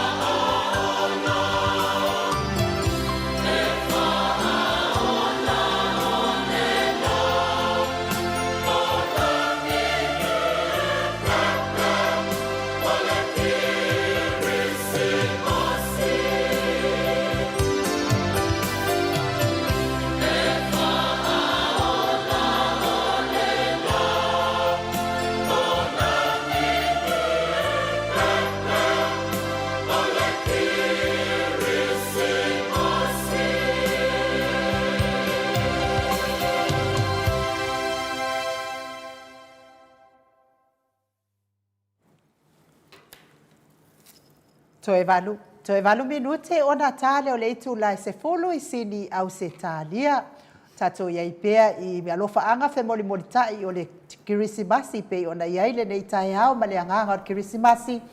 Lea wa mafuta mai ia tasi fo o au na le atua o le ami HRPP sini au se talia nei. Reverend Awatama Tofaiono, le sisunga ya Reverend Awatama Tofaiono, le anganga whaaloalo e whaafeiloa I Reverend, ma lo lava soifua manuia fo I le kirisimasi mo oe ma faltua Janari, ia whaapea fo I le nofoalo, Reverend? Ia whaatalo whātu lau fionga li tamaitai. Ai no, ma lo le soifua manuia, ma lo le tawatai, ma lo fo I whaatotoa. Wafi au mga renga li nei tautanga. Whaafeiloa ia tu fo I le fionga ia I le sunga I ki whaasina ia pole. Sunga le le li pole o le tātou ala leo. Ia ma lo le soifua manuia, ma lo fo I le ono sa I au matiuto le nei fo I tautanga, ma lo lava whaatai. Ma walunga se whaafitai ono se awanoa o maua e whaafeiloa ia tuai I le mamalu lasi o le waenga whai HRPP I so se tafa o le lalolangi. Ma lo le soifua whaafitai. Ma lo foi awale saili pea I le amitonu a le atoa. Whaafitai ma lo le whaatotoa. Sili se whaafitai e le uma le nganga whaafitai tele. Lau sunga ia taitai sili atu I la epa. Sailele malo whaafitai o maua mai ni ia le atua malo lo wa aia tu pea o maulunga le soifua manuia I lau sunga malo lava le whaatotoa e wafi au mga luenga ia ane ngata ko le soifua whao ngai na pea le oma te au mga luenga luni o lo whapena o na iai le soifua ngalue malo whaafitai lau sunga te sili ia ma se foi sunga le sui te tai le mamalu ai ma se fole fai lautusi ia ma le mamalu o fai pule a fionga I fai pule o le vaenga fai HRPP whaafetai tele mo mea o mavi ia le atua le tu mau pea I le awale le finawina le amitonu o le atua whaafetai le uma ea le fia pelo ai pea ma waa ai pea le matango fia tu sai ma mafatanga o tualai whaafetai ni ia le atua I mesili wa tātou whaia, a bea lea whai mawi inga lo tātou mataisili. Ao le nei tūlama, le nei taimi mo mori atu alo whaanga. Ia maua, ia te au nei, a watama tu whai ono, whapea po ia se tōlua, ia katenari, ma le whanau, I paanga malawa le tāu pipi. Pea lava se mea ono pia iai, ma whapea na ono tātou fia finau le a miutono le atua, ia tātou whaia e tusa malona kina ngalo tātou lava e sāwa wali le amitonu. Whaafitai tui lau sunga whaasina, whaafitai lau fionga tole a whoa ma ayunu o, mole poro kalame yaso whai pēr langa I manatu, langa I langona, e tupu ai pēr le ola whaatutua ma le amitonu a le atua I o tātou loto, ia ma kina ngalo poi, o e sia e langoina le HRPP. Whaamanu ia tele le atua I o lua whaiva matiute. Ia ngale nei le atua le nā whoi tausanga o whotua I mai awa whiau whaawau o pēr. Ia iai le ngale nei whaamanu ianga mai sa le malosi. Ia ua soifua ma le ola sanga tunu I pēr le malosi. Ia awa lewa ni hinua soifua. E au na I pēr awa ngā luenga o whapena o na wala unai le atua. Alo kapule atu ia te olua ia mai se whoi li ia alo ma whanau. Mole nei kirisimasi wa tātou au lia ma le manuia. Alofa tele atu I Samoa I sunga le teitai sili, sui tautai, whai pule a le whai lautusi, ma whai pule malawa rei tāu pipi. Alofa atu ia lātou malawa o nei o ainga. Alofa atu tele mo o tō uma wale tō laulawina o na o le taimi. Ia ia le agri, whaafetau. Whaafetai lau fionga tole a whoa, ma lau fionga tole tai o mauta molo wa wanoa. Whaamanuia whai le atua ia te oua. Ia mai se au na o whaafale tuli ia ma whaafale le malu so sen no whanga ma so se atunu o whaapena o na whaatala.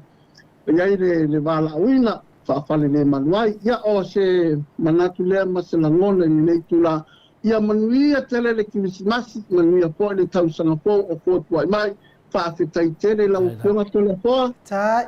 Tai. O mahai nuu mo le avanoa. Whaafetai tele lava Reverend Awatama Tofai Ono, ia mo le whaamanuianga e mai se fo i olo whaanga mo le Krismasi, fe moli moli tai le nei tai ao. Tawia ina ianga le leile atua whaamanuia tele i lau sisunga le whaafengainga, whaapea fo i pretua i anari ma le kalesia. Ia tupu maola le ngaluenga le atua, pa ia whaonga pea o tātou soifua. E au nai le atua, pei o na ofo ai lua soifua ma tina ngaluenga. Ia le Krismasi, manuia fo i le nei aso, ai wha soifua ia, whaatai, mo le tapua inga i tātou por kalamenei. Ia soifua ma ia manuia whaatai. Soifua ia, Reverend. Ia, lea fo i mafuta mai tui whaasina, whiangiai, manuia lava, ia Perkin tau Wauhiro, manuia le Krismasi mo oe ma le ainga ali, i whaapea fo i misa whaavae to o mata, manuia le Krismasi i la wafionga to le afoa ma ainu ufa, manuia atu fo i le Krismasi, le au tusi al prokalame, i le ne yasovi ia le atua. Ia, lea ua mafuta mai lunga o le tatou wala laina, ia tuala tamalelangi, to alima le ifi pope, i malo lava le soifua manuia, malo le tapuai tatou po kalame nei, whaatai mo le tapua inga, ia manuia lava le Krismasi mo oe, ia whaapea fo i na i o walo mana i a inga. Ia. Whaatai ainu u, lau a fionga i le tausala. Tai lava. Na mona fo le fia o le anga ma le loto. Sa au le manatu o le a fea lo fato va i se i le nei tae au e tu sai ma le wala au wha alo mai mo wha mianga ma alo wha anga o Krismasi. Ia, ai mumo ia le li inga ma le whaafta i le atua. E le wha i titia. I lona alofa le me whaamatala te laina i lau so i fua ma so mātou ola. Ali e lava. Ai, o le a whangatonu ia le i fia maaina ma tau tino le solo le ta māloa i so whatau waa ma le mafuanga ua wala au whaaloalo mai ai lau ua fionga le tapa au whaasinga. Ia e mai sia lau ua fionga ai nugu o le alo le mali e toa. Tai lava. Ia. O te e vea ia le nei avano tau e mori atua ia. O alo whaanga mani whaamanianga. I le fionga li taitoi sili. Tai da. Tātou ta maa. O lo ave ia i lau tau whaamua ma le tātou langolango i. Le sutunga i le alo le mali e toa. Mali e da. Sunga ia tula epa. Whamani atu le Krismasi la ua fionga li taitoi sili. Tula epa ma le masiofo, ma le nofalo, ma le ainga i Samoa. Mali e da. Whamani atu le Krismasi ma le i le paia ma le mamalu o fionga i ali i me tamaita i whaipule o le tātou waenga whai i le sunga i le po le fionga i le suitaitai a la uofo. Pea le fionga le autustusi o le waenga whai i le sunga i a le ala i le pule. Ia po le whitalainga i a le ala i le pule li modi. Ia e maise o paia ma mamalu maa walunga o fionga i te maitai po ali i whaipule o si o tātou waenga whai. Whamani atu le Krismasi le paia o Samoa ma o tātou paanga. Mai se lava ia ave ia le nei avano e whaamanu ia atu ai le Krismasi si o mātou a inga ma si o mātou nuu. I le i tūpā i le alo i ale pata. Ali e lava. Ia. E uia ina ele o ia i le mātou i tu malo i tātou vaenga. Ia ele le ale whapito manu ia kasi la. Ele a vaina le ia te au. O le whiriwhilinga ale tana, o le tangata e manu ia ia o langa whiriwhilinga fo i e ale kongu ai. Ai o te alofa ki le aku le mako a inga i sale au mua. Ia. Le ainga sale i whi. Tai da.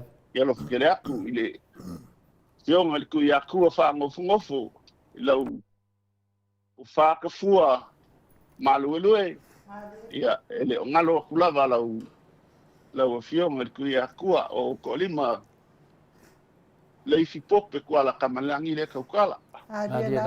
Ia, ok, whamungia aku fo i le Krismasi i sio mako, le ainga o sio kinga i lauri. Ia, a kongu e le iloa le kokele o lauri i, ia, o le lauri maha o e fo i ngai ka. Ia, kamo le maimau. Ia, ngā yuso sio kinga o lo o lako, ia i Samoa, ia, o malili o failangi i folaunga ai le ngalo pea le ainga o le mako kinga ai lauri. Pamungia aku fo le Krismasi le ainga sio u malosi le fanga, le ainga sa kuala, ia. O ke alof ke le aku pamungia aku le Krismasi. Ia. Le liu mai ni ngai ku. Ia, o ke amakamai i kalaisikeke wha mole ko le fo pe amu peso o vangoa. Ia, mori aku alo whaanga mo le fionga i po le fionga i langu whapai. Kai mo lo whaanga lau whakalinga kio. Ia, oe o le koko au o le kako ale i paka. Oe o le kange o le ku. Lau whakalinga le makua a moa e le se upu vaiangi ai. Ia lof ke le aku. Whafkai mo whamungianga. Whafkai ma le kako mafukanga o kako mafukai i lau kou whawhio mai i le whamoe o le ngei kua o kako ainga ua mawai aku ngei. Whafkai kele. Ko kele o uo ma u paanga i kalaiskeke. O lo kalaiskeke o lo ngu ko kele o. Ia. Ai so ia a kongo whafonga mai ia. O ke alof ke lea kumu whamungi aku Krismasi mo o oma. Te liu mai ai ngei ku o le kako ngungei i Australia. Ia, te alofa e le ngalo ia mafukanga ka māma ki ngā mākukua o sio kako au ainga i lau a fionga ko le fua maingu u e penga lusi le fia. A o lau aku ngei. Ia e alu lea so a kofa pe mai ia ku o umala o avangoa. Ai so ia kauia ngau whape aku. O ke whamungi aku le Krismasi le au whainarunga kofi le kua e pe on kako masangai kongo le kako mafukanga. Ai mai se lawa le sunga ia ia Raven e sau le anā ma le wharekua ia plus. Ia. Whamaria fo i o aunga ngei o aso whapengei pēr le silo mukua o le ainga e mukua le kinga. Ia le a whainga, ia le a whainga a kongo lae whai Krismasi ane mai Iesu. Mo i le. Ai mori aku o lo whaanga ma whamungianga i lau sunga Raven e zau. A pēla. Wharekua ia o plus. Ia. Ngai ka māma ki ngā mākukua o ngai a uo sili a ai so ia ngai ko silafia i lau whakalainga ili whakauloa, whasokau ia ma le kausi ia kau. Ia, ni ke ua ngalo ia sia uo i Brisbane. Ia, o ke alof ke le aku mo oe le wharekua Julia, munguia le Krismasi ia ngai o walo misia ko ainga i ngā e Brisbane. Ia, to le foa. A hoi, mo mori aku lau whawhikai kele mo walo whaanga mo orua. E ulawa nga kākou so kuli ma i whalewea e pe o masangei upo le aku nguu e so e pikia ai mamawala. Ai mo mori a pea lau whawhikai ma lau whamalo i lau a fionga i kapa au whaasinga i lau whakokoa. Io e, o ke karikongo e le manguia o whaiva pe anga le aile kapua inga mamalu o Samoa ma le mauka o Samoa ma anga paanga o lo ku i mai le muli papanga ma pe ula le muli la kalo mai ka ma ki ngā makua o le mako fo i leka kalo ia whafua loa pea lau lua so i fua kaukua a walfinga wa inga o le ami kongu. Ia, mori aku alo whaanga kele lava mo oe ma le kausala. Ai le ngalo ai o alo whaanga mo si o kua whinge. Ia, ma le sukunga ile pai se au ia Basta visita. visika ia ma vai tam soali ia ya sie ia mo e ka ko se Krismasi manguia ile lo fo le kua Dia da manguia lo lua so fu ka kua le ngai ku le vai ia ta ko mo ai pe le ola fa fo winga o le aso ma le aso ia wale fa o winga o ko kiuke mo ma o ko fe au te on fili ai lo ko so fua ili o mai le ngai ku ia manguia fo ia o mal fa nga ngai ki Krismasi wale se tinga o fa Krismasi mai lunga ale langi fa kai ko le fo mo lo wa mangoa fa kai ke le lava ia manguia Krismasi fa so fo ia Ia, whataitele lava to alima le ifi pope tuala tamalelangi mo lo wabanoa fe mole tai ai fo ia lo faanga ia ma e whaawau pēra le nganga o le Krismasi pei ona iai ma manuia fo i le Krismasi mo oe ma le nofo alo ia a yeso wabanoa na e svali mai lea o lea e kuka le tatou ma moi fafo e uma lor por caramele la uma ia walu no ku ka tatou ma mo se ko fa maga ku fa yu mu ya so ia e pa so fo ia mo nei taimi ia so fo ia mangia il clam so fo ia le fo e mo moli mai lo fa anga to pa to fa ono Merry Christmas mo to bi ingo le tua fa pena fo i manuia lava il Krismasi to pa to fa ono fa pe fo i tau sili oto Merry Christmas mo sa mo vi ingo le tua So as beautiful I know and honorable to fascina to le for and also papastui and HRPP ia fa pena fo i tau sili oto manuia le Krismasi mo oe male ai ngali Merry mafofotasi God bless I know and to le for Merry Christmas fa pena fo i Merry mafofotasi manuia lava le Krismasi mo oe male ai ngali Matulino Samoa, Merry Christmas i lau fitalenga le tau lau niu la ulu and Maut Samoa vi ingo le tua, God bless. Fa pena Matulino Samoa, manuia lava le Krismasi. Pea fo i Charlie, a Vito lau niu, Merry Christmas mo le tatou Paul Kalame, manuia fo i le Krismasi mo oe ma le ai ngā lii. Pea fo i Endra lii, ia manuia lava le Krismasi Endra lii fa manuia atu fo i le tua mo oe ma le ai ngā lii e fa pena fo i tui fatu suamasi manuia le kitele le Krismasi to le foa ai u mamai ka mai se pa anga umal maut Samoa vi ingo le tua God bless you all ia manuia fo i le Krismasi tui fatu suamasi mo oe ma le ai ngā lii fa pea fo i Robert Peterson morning, Merry Christmas, manuia fofoanga o nene yaso, God bless, ia whapena fo i Robert Peterson, manuia le Krismasi mo oe male ai ngā li. Rosalia Miller, manaia lua la e o Krismasi, whaaptaitele lava tina, manuia lava le Krismasi, whapea fo i la lofi. Le lofi, vi ia Yesu Keriso, mo lana soifua, mo lona aso soifua Krismasi mo Samoa vi ingo le atua whaaptaitele nau atu mo le amiotonu malo manuia mo le saunga le mu o le atunu o Samoa ma le larolangi uma ia manuia fo i le Krismasi la lofie le alofi mo oe ma le ai ngā li visita ia lea ua mafuta mai pasta visita i lunga o le tātou wala ata ia o nei au na lava nei le atua talo malo si mo nei maftanga le Maut Samoa ia le nganga whaaloalo whaafeiloa i pasta malo soifua manuia ia manuia fo i le Krismasi mo oe pasta whapea fo i vata maswali ia malo lava le soifua maua i lau fionga le tausala le maota Taida i nganoa ia e ngata fo i leo le fionga i le tapa au whasinga Tai lava. Ia to le foa. Ia avea fo nei tu la whaftai mo le avanoa. Watu ai fo i se whamunianga. Mua lava i lua fionga. O e o lo o tai al tātou. Maftanga ia mai se fo o le pokalame o le maota vi inga Samoa. Taida. I tono Sydney, Australia nei. Mua lava na muli atu la whaftai tele lava. Ona le nei am no fa toa wa tuina mai mole tu fo ni alo fa anga a inga wo mai masani ya fa toa lava lo fionga ta pa fasinga e fa pe foi le motor le tau salo al motor tato Tai la.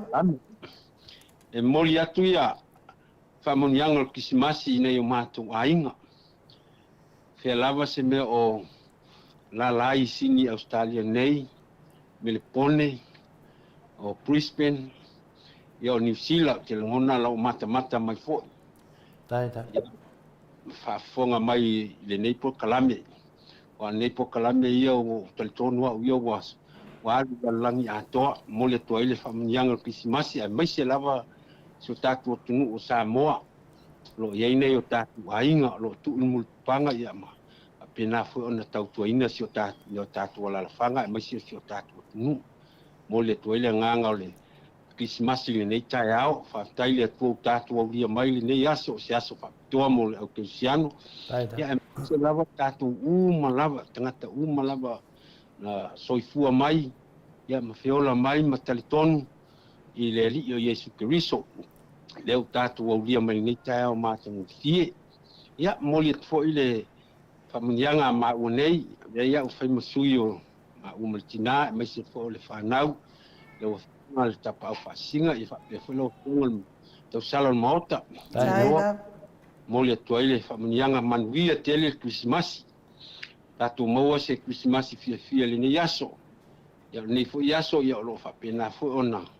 ta fai a talo mo fo le ke siano ia mai se fo i tatu malama ia leu tatu o dia mai ia mo le ko lava le nganga fa tai ni ta man wiel Christmas to le fo mai no mai se panga malava so tatu ma ota sa mo vi ingo le tua sunga fa fa ngainga o la tu fol tua ia tupu mai nai ta mama tua mtina matua ia mai se fo i la tu malava lo fa fonga ma fa alongolongo le proklame matango fie eva yaso ya o mo ngale le tai ao forma en fa sta tele lava molo wa no mo le toelo anga fo ya te ulua ya manu ya tele lava masi manu le ne yaso mo fo fanga ya o se famtalanga le ne tula la fionga ya tapa singa ya fo le fionga ya en Ya, tai tele lava pasta, tai mo fa manianga, fa mol tai o le Krismasi. Ya fa mania fo ile atua, ya te oe fa pe fo il faltua mal no fo alo, me se le kalesia. Ya tu sai fo i mal bala aulia, le fo ino so i fua mo le atua mal rona finangalo. Ya fa mania tele le atua, ma was Krismasi fia ile nei tau sanga. Ya ai fa so i fua ia pasta. Ya so i fua ia. So i fua.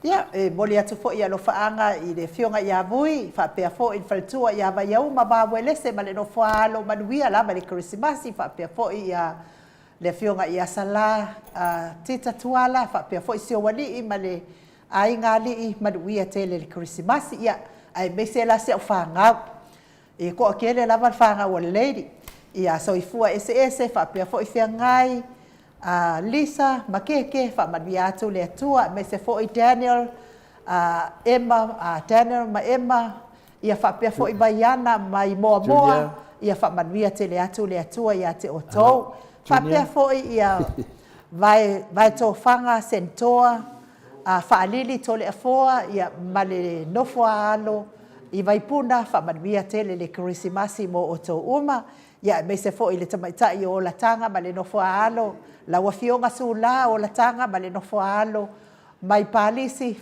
tole foa fa manvia tele le atua mo oto uma la wafionga sula o la tanga tole foa male no foalo mai palisi ia me se ia lungo mato apio folinga tatonu ia o tato lo faanga muli fo nei tai ao wo fiadu e kuka la mamoe pe fo ia tangaloa ta walo fangia manuel Krismasi ma o Samoa bi ingole atua ma lo nga lue la wafionga ta pa fa sina tole fo fa pe fo ilo sunga ai no mai ke le insinia ia manuel Krismasi fa pe na fo in fa manuato Krismasi la wafionga tangaloa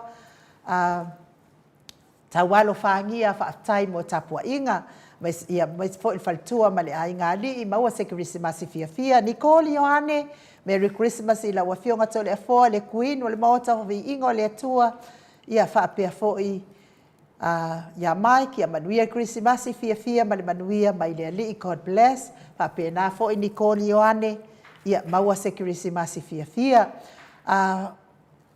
ia lea ua mafuta mai le tina malōlō manu mālō iā Tiulia Moli famai Tiulia ai nuu o te leʻi loo matua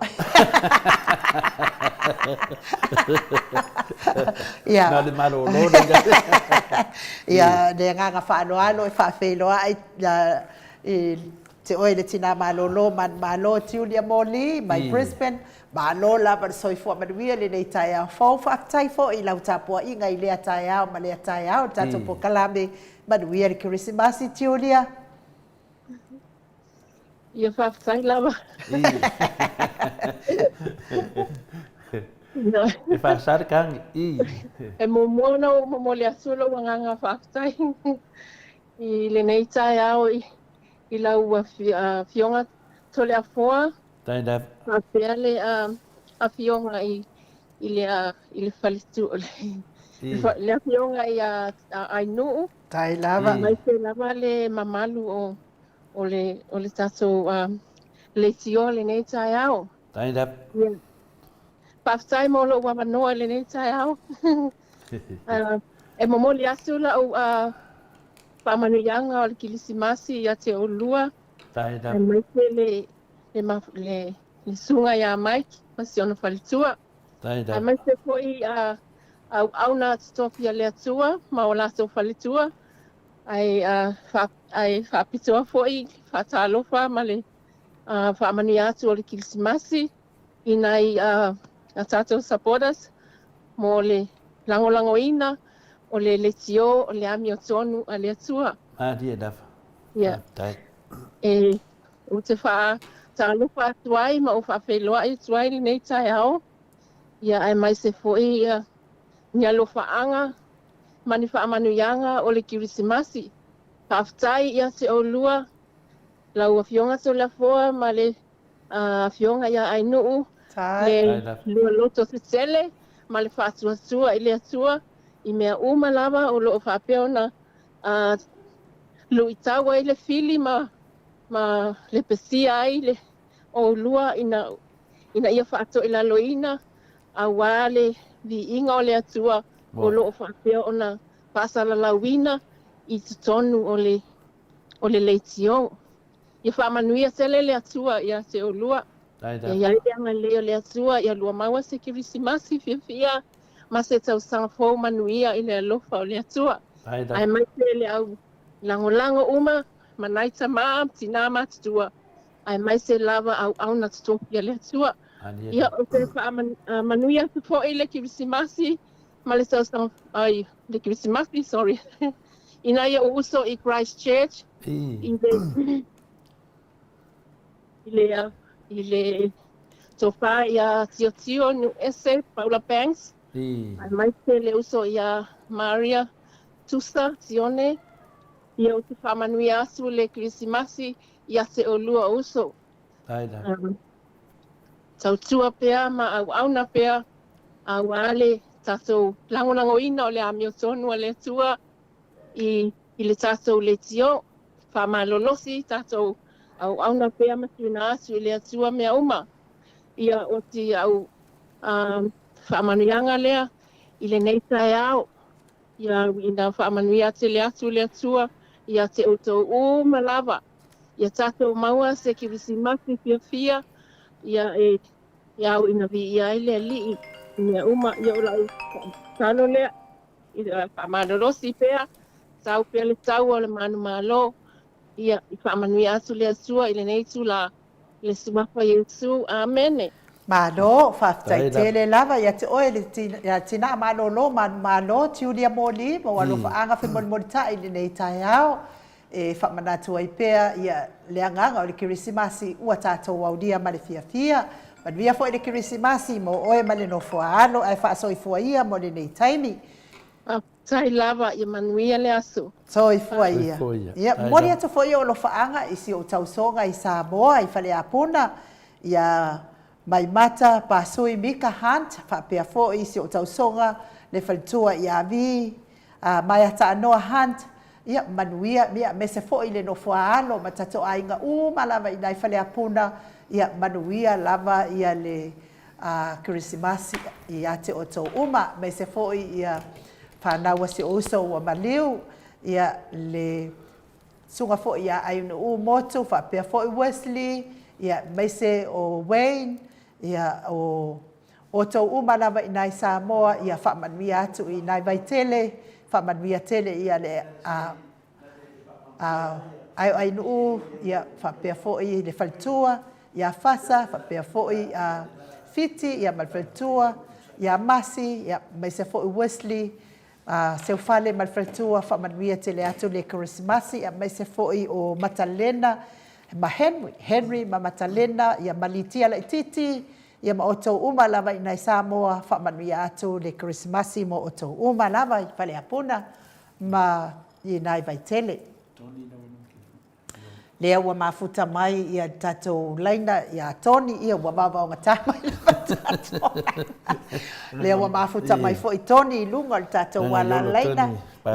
Lea nganga whaaloalo e whawheiloa i atu le nei tae au Tony ma alo soifua manuia nganga e olo. Nganga e olo Tony tāleni mai o i Perth ia ma alo lava le soifua manuia ma alo le folau i langi maa. Ia whatai au nuu mo le awanoa, whatai tuko i lau whionga to le fo. E whatalofa atu le malu mo pai o le paanga o le Mota Samoa ve inga le tua. Mau nei awanoa mo le tua i le whamonianga le soifua o tato i Sukeriso. Liela. Ia, mo le fo i whamonianga i tina ma tina matu o tato mawhtanga. Mo le fo i le whamonianga le so i fu ke so yo a inga uma i Samoa ma New Zealand ma laulangi atoa. Whata tele mo lewa noa to le fua. Ai mese le whalitua ia unu. Ai tatu maa futa peilungo le tatu polkalama yasta tasi. Whatai tele mo lewa noa. Ia whaftai fo i lava nganga e olo toni tāneni me se fo i se o whalitua. Mo le lango ma alosi le polkalama ma o Samoa vi ingo le atua ia me se fo i tato HRPP Samoa.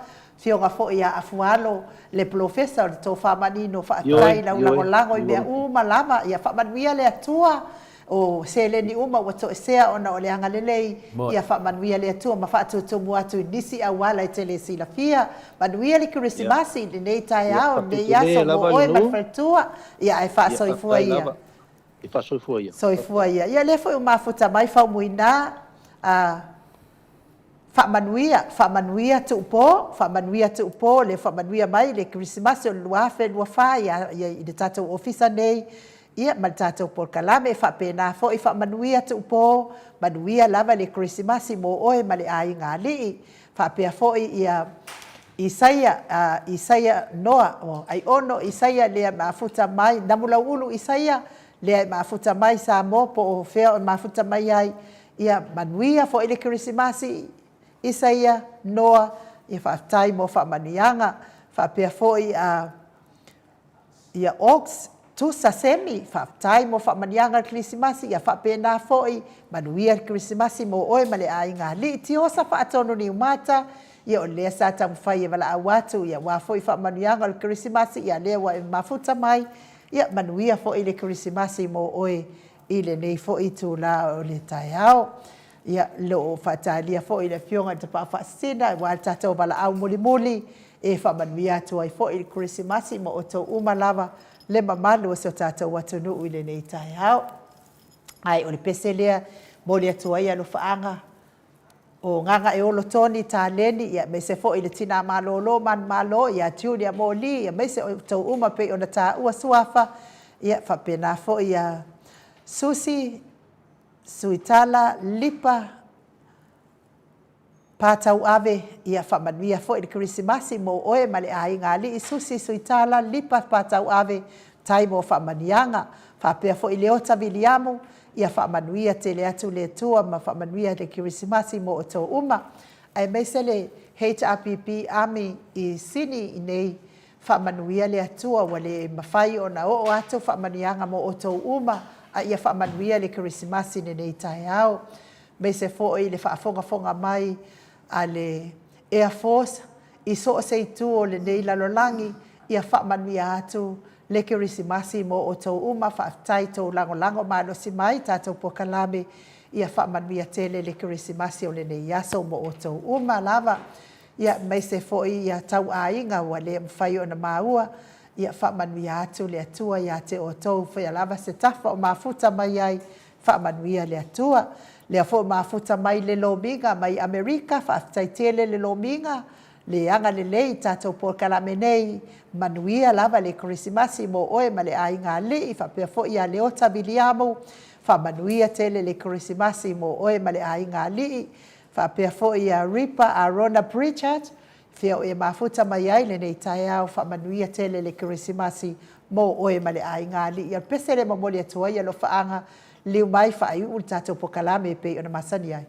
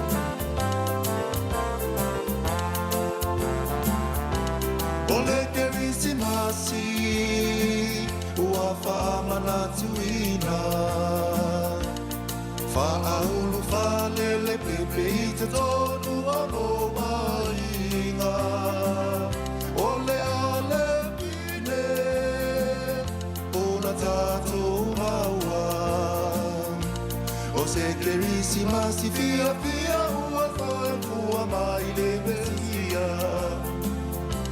Ole Kirisimasi ua fa manatuina.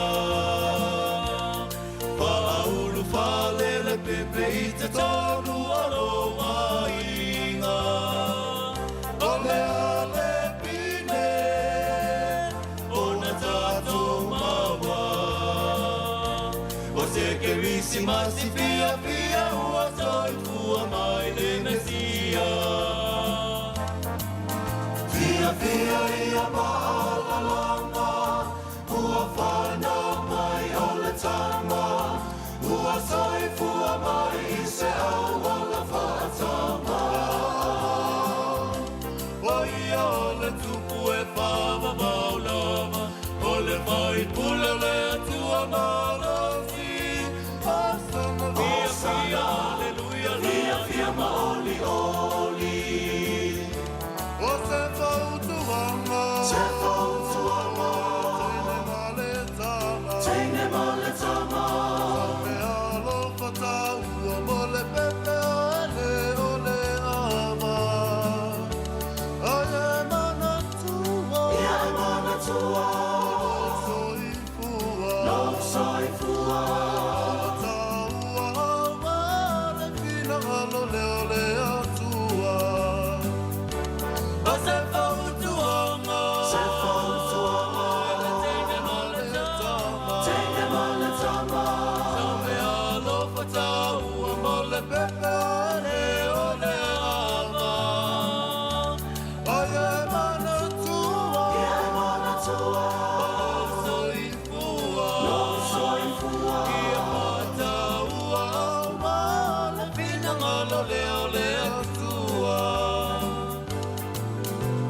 Fia fia ia ma'alalanga, ua whanau mai o le tama, ua saifua mai I se aua la whātau maa.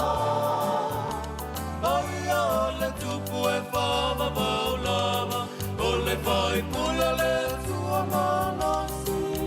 Asana fia fia, haleluia, fia fia maoli oli. Fia fia ia ma'alalanga, ua whanau mai o le tama, ua saifua mai I se aua la whātau maa. Mai a le tupu e whama maulama, o le whai pula le tua manasi. Asana fia fia, haleluia, fia fia maoli oli. Asana fia fia, haleluia, fia fia maoli oli.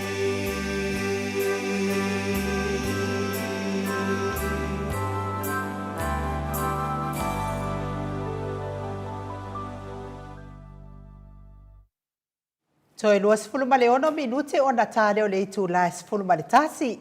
Ia a o tātou ia ipea ia lo whaanga whe mole mole tai o le ne ia so fia fia o lea wailunga le tātou bala au mai I Perth I Western Australia. Ia o le whaletua ia Lisa so le Maleben. Ia a uma Lisa so le Maleben o na tawalunga lo lea le ata noa te sa le tātou aso fia le nei tai au le anga whaaloalo I whaafeiloa I lau fionga le whaletua Lisa so le Maleben ma lo so I fua manuia ma lo lava le folau I langi maa tātou au lia mai le nei aso fia Lisa.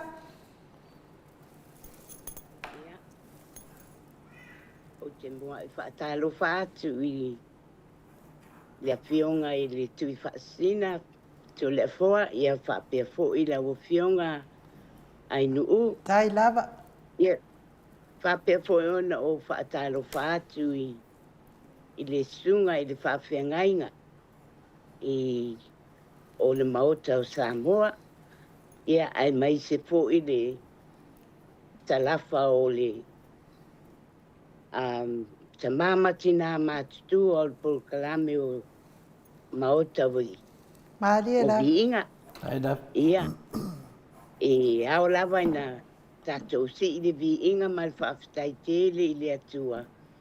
Ua mawhai o na tātou tū vai mai I le aso le nei o le Kirismasi o le aso o le pepefo. Ia. Ia ai mai se fo I le lau tele o le whaafonga le paia ma le mamalu o tū e fia o sa o lo whaapea o na whaafonga mai le nei tai au fōu ia e vi ia le alofa o le atua ia ai e o te whaamanuia atu le Kirismasi tai lava I le paia ma le mamalu o le Maota o Samoa I ta mama tina matutua o lo whafonga mai I tuofia. Ia ai mai se fo I ona o whaamanuia atu le Kirismasi ma le tausanga fōu. I susunga I whaawhiangainga o tuofia o le lalolangi o lo whaafonga I le nei Polokalame. E moli atu la whaafetai tele to le fua whaapea fo'i ia ainuu I le avanua ua tuina mai o te avatu ai ni whaamanuianga mani alofaanga I wo mai o masani I lungo le nei Polokalame o le maota o Samoa ia ai mai se fo'i o nai o mātou a inga o lo whaafongafonga mai I le Polokalame matangofie vi ia le atua I nei avanoa I le lau maua ua whaapenao na tuina mai ia I mātou o mātua mātutua ma le nei ala leo ua tatala mai ai le avanoa mo I mātou ia whaamanuia lava le atua i le tātou Polokalame o le maota o vi inga le atua. Ia ai te momoli atu au lo whaanga a tau lea foa whaamole isi i o utuangani mai i tutuila. Ia popo ali i tau mata tofi. I malefalitua ai maise le tina matua ia oti.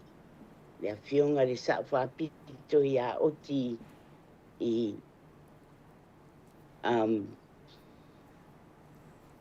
ia pia alofa atu pa manuia atu Christmas maise na i a inga umalava ia ai o te whawhetai le alofa o le atua mo tātou maua le nei Christmas fia ia ai maise fo ina i woma pa anga umalava Elisabeta Maliele Ngaoi i tonu o WA ia alofa atu whamanui atu Kirismasi ia ai maise fo ina i o mātou a inga umasi o mātou a inga i apia i Waipuna ia whamanui al Kirismasi mo o tō ono ua mawale nei awanoa ia whapea fo i tu e fia o le lalolangi o lo whaafongafonga mai ai ia mo moli atu o lo whaanga mo o tō ia whawhitai le ai nuu whawhitai tere lawa ia ai nuu mato le afua mo le nei awanoa ia o te whaamanuianga rea mo o te tu ina atu le nei tu lai tu samale awanoa ua au mai whawhitai tere lava manuia lava o lua Polokalame i le nei aso. Tai lava ia te oe le tina Lisa Sole Maleipe ni a mo whaamanianga whi moli tai o le Kirisimasi whaamanuia fo i le atua i le lua Kirisimasi ia masitoina ia le whau mau tu ua ngase ata ia whaamanuia atu le atua ni nei tai au me se fo i le nofua alo ia e tātou whailoa i pēr whaaso i fua ia mo le nei tai. So i fua ia. So i fua ia. Ia alo mori mai fo ia lo whaanga o tina matua ia waina afu vai whaatai ate o tina matua mo whaamanianga ma lo whaanga whaapea fo i Willoughby Smith manuia lava le Kirisimasi mo o lua ma le ai ngali i whaapea fo i tina matua ia waina afu vai manuia tele le Kirisimasi. Lea fo i wa maafuta mai le tātou ata noa le tele sa Crichton i lungo le tātou wala laina ia o ia lea na te wha i wina le tātou Polokalame le nei tūlao le tae ao. Ma lo le soifua manuia ata noa manuia lava le Kirisimasi le nai tu o le tātou au ainga. Ia. Ia le lupa le.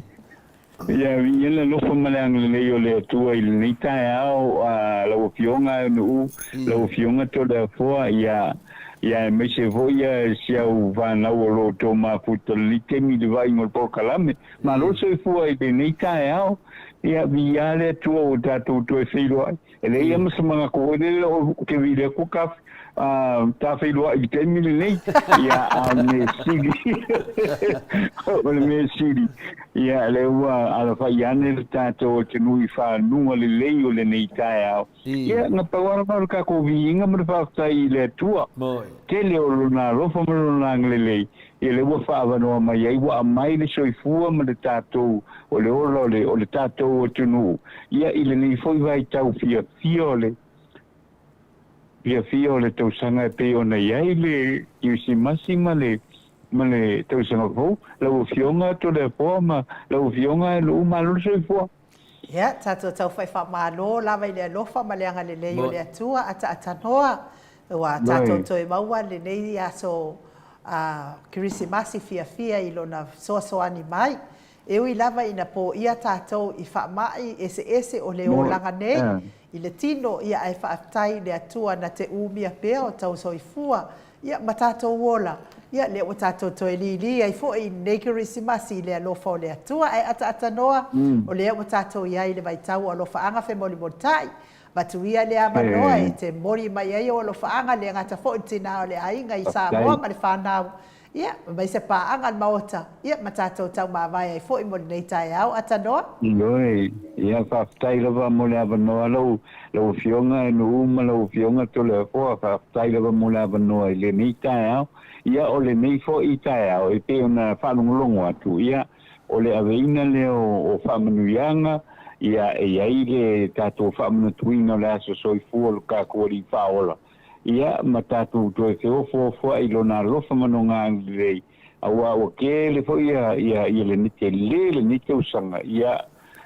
fo isa pui pele soifua me lo le tātou tunu ia wa fa pena ai ona tātou o le mai le ni tāo e uilo fo ina ia le mamadu le tunu wa mia o no lana wala pa ia via le tua o tātou feilo e fie ma le nei fo i tāo matango fie ia o ni la so i pia na saunola o fionga anu ia na le veina la vol faftai le tua wa ilona lofa malona ngale i o taita ina mai le soifua le o tātou o lima ia le afo le nei fo ia so ilona lofa malona ngale le o maulunga pela o ina le masina i le tātou tenu ia ole tulanga na avele faftai ma le famalo fo i le tua i lana tausinga lofa i o tātou o lia mai ai le nei fo i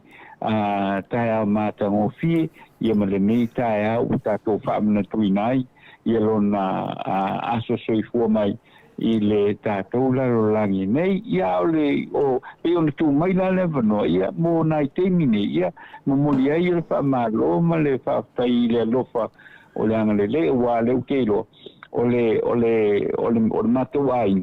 mato ai le lo malanga mai i New Zealand le temile nei malanga mai i New Zealand ia si o me fo ia si ona tu a ho ile ona ile o to ia le malos ia o me foi ma le lo makua foi o lo matua le matu ai ngai lo manuia foi ia le lo matua le tina ia pai le ia me se le tina ia lo makua ia le to ina ia foi ia sibila ia o me siliade mo tala ia le manuia pa pai le lopa maleanga le o le tua fa pena foi ia le to tele o nai matua fa pena ia le to ina le o foi o o le matu ai no sa o lo ta fa mai foi New Zealand le teimile nei ia le tu o lo manuia o le kama ia a mese foi le lo to te le matu ai ngai ia voi i New Zealand nei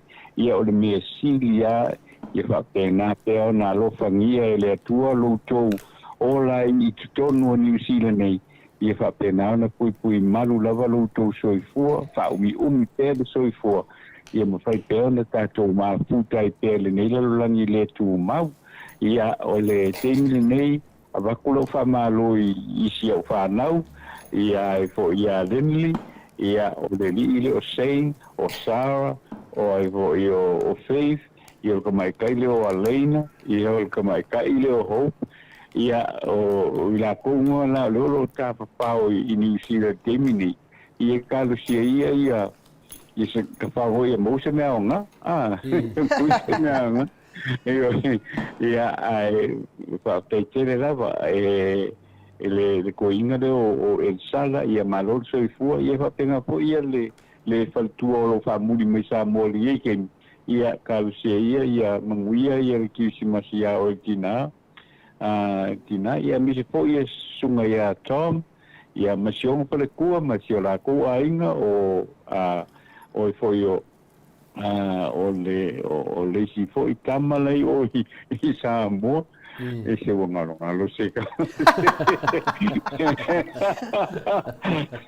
ia metawo ia fa pena foi fa ponga mai ale mato fio anga ia po i le pe nai to inolo tautua pea i le apo i le tatou tunu le fionga al pulinu ia fai nu le lei ia le sunga ia lotu ia ila to malavana ia fa muia tu to so fo ia te to man wir kisi masi ia male nei po ito so fo pe ona ia ta to nga no fai pe ia wale le savali fo iluman ta to so fo duafe lua lima ia o so le pa mi fo le fionga ia fo buina ia lo pa mai nei tu la ta ia muia de so fo male langi mamai le nei tai au lo fiong ia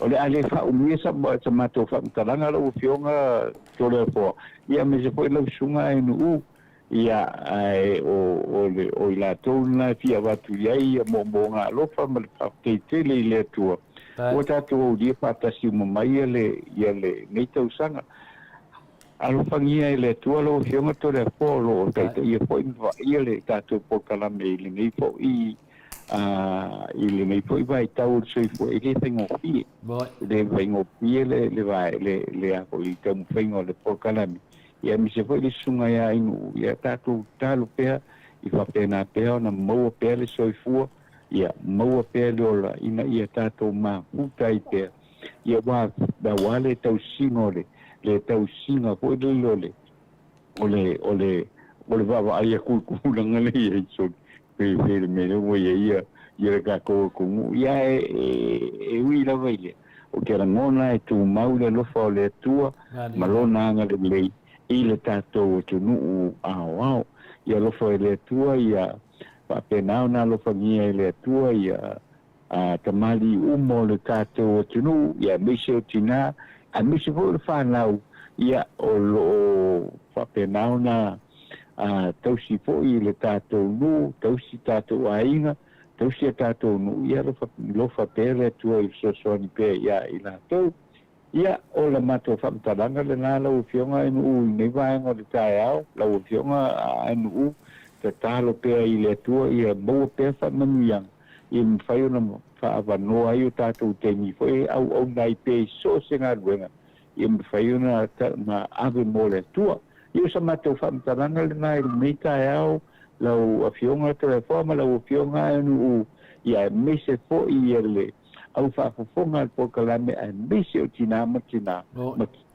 ma ina ia fa pena ona alofa ia tua pulpuli te tele tau sia pe o to ia iona au alofa ia sei tatu dia tu ai fo ia le tau sa fo tu ai mai ia ai o sa mato fa talanga le nai le nei i tu lao le tai au ia manuia le nei po kalame ia so ni fo ia tua ia i fufuanga mala bala u pionga to le fo mala sunga nu ia manuia lava ia le fufuanga ia o le nei aso i le tato o tunu ia le fa mai ina ia so ni pe i te mo fainga le tato o tunu ia ma so ni mai ia tau tua ina pe ia le tato o tunu ia i se i le fa fonga mai ia i le nei fo i tu lao le tai au e fa tai tele anu mo la vanoa fa tai lo fionga to le fo ia mi se foi le sunga ia mai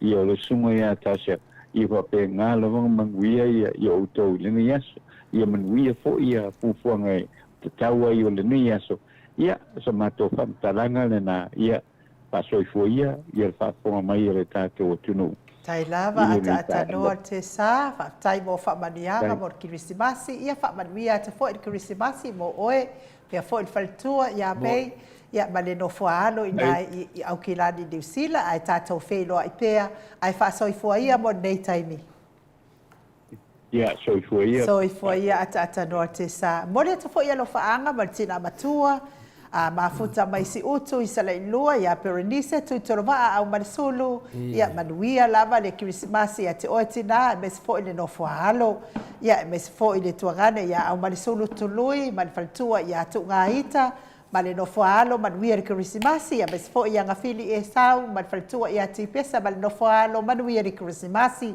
tu i fale falusa man faltua ia tausi ia to lau male no foalo manuia pe le Krismasi fa pe fo i tangaloa male faltua ia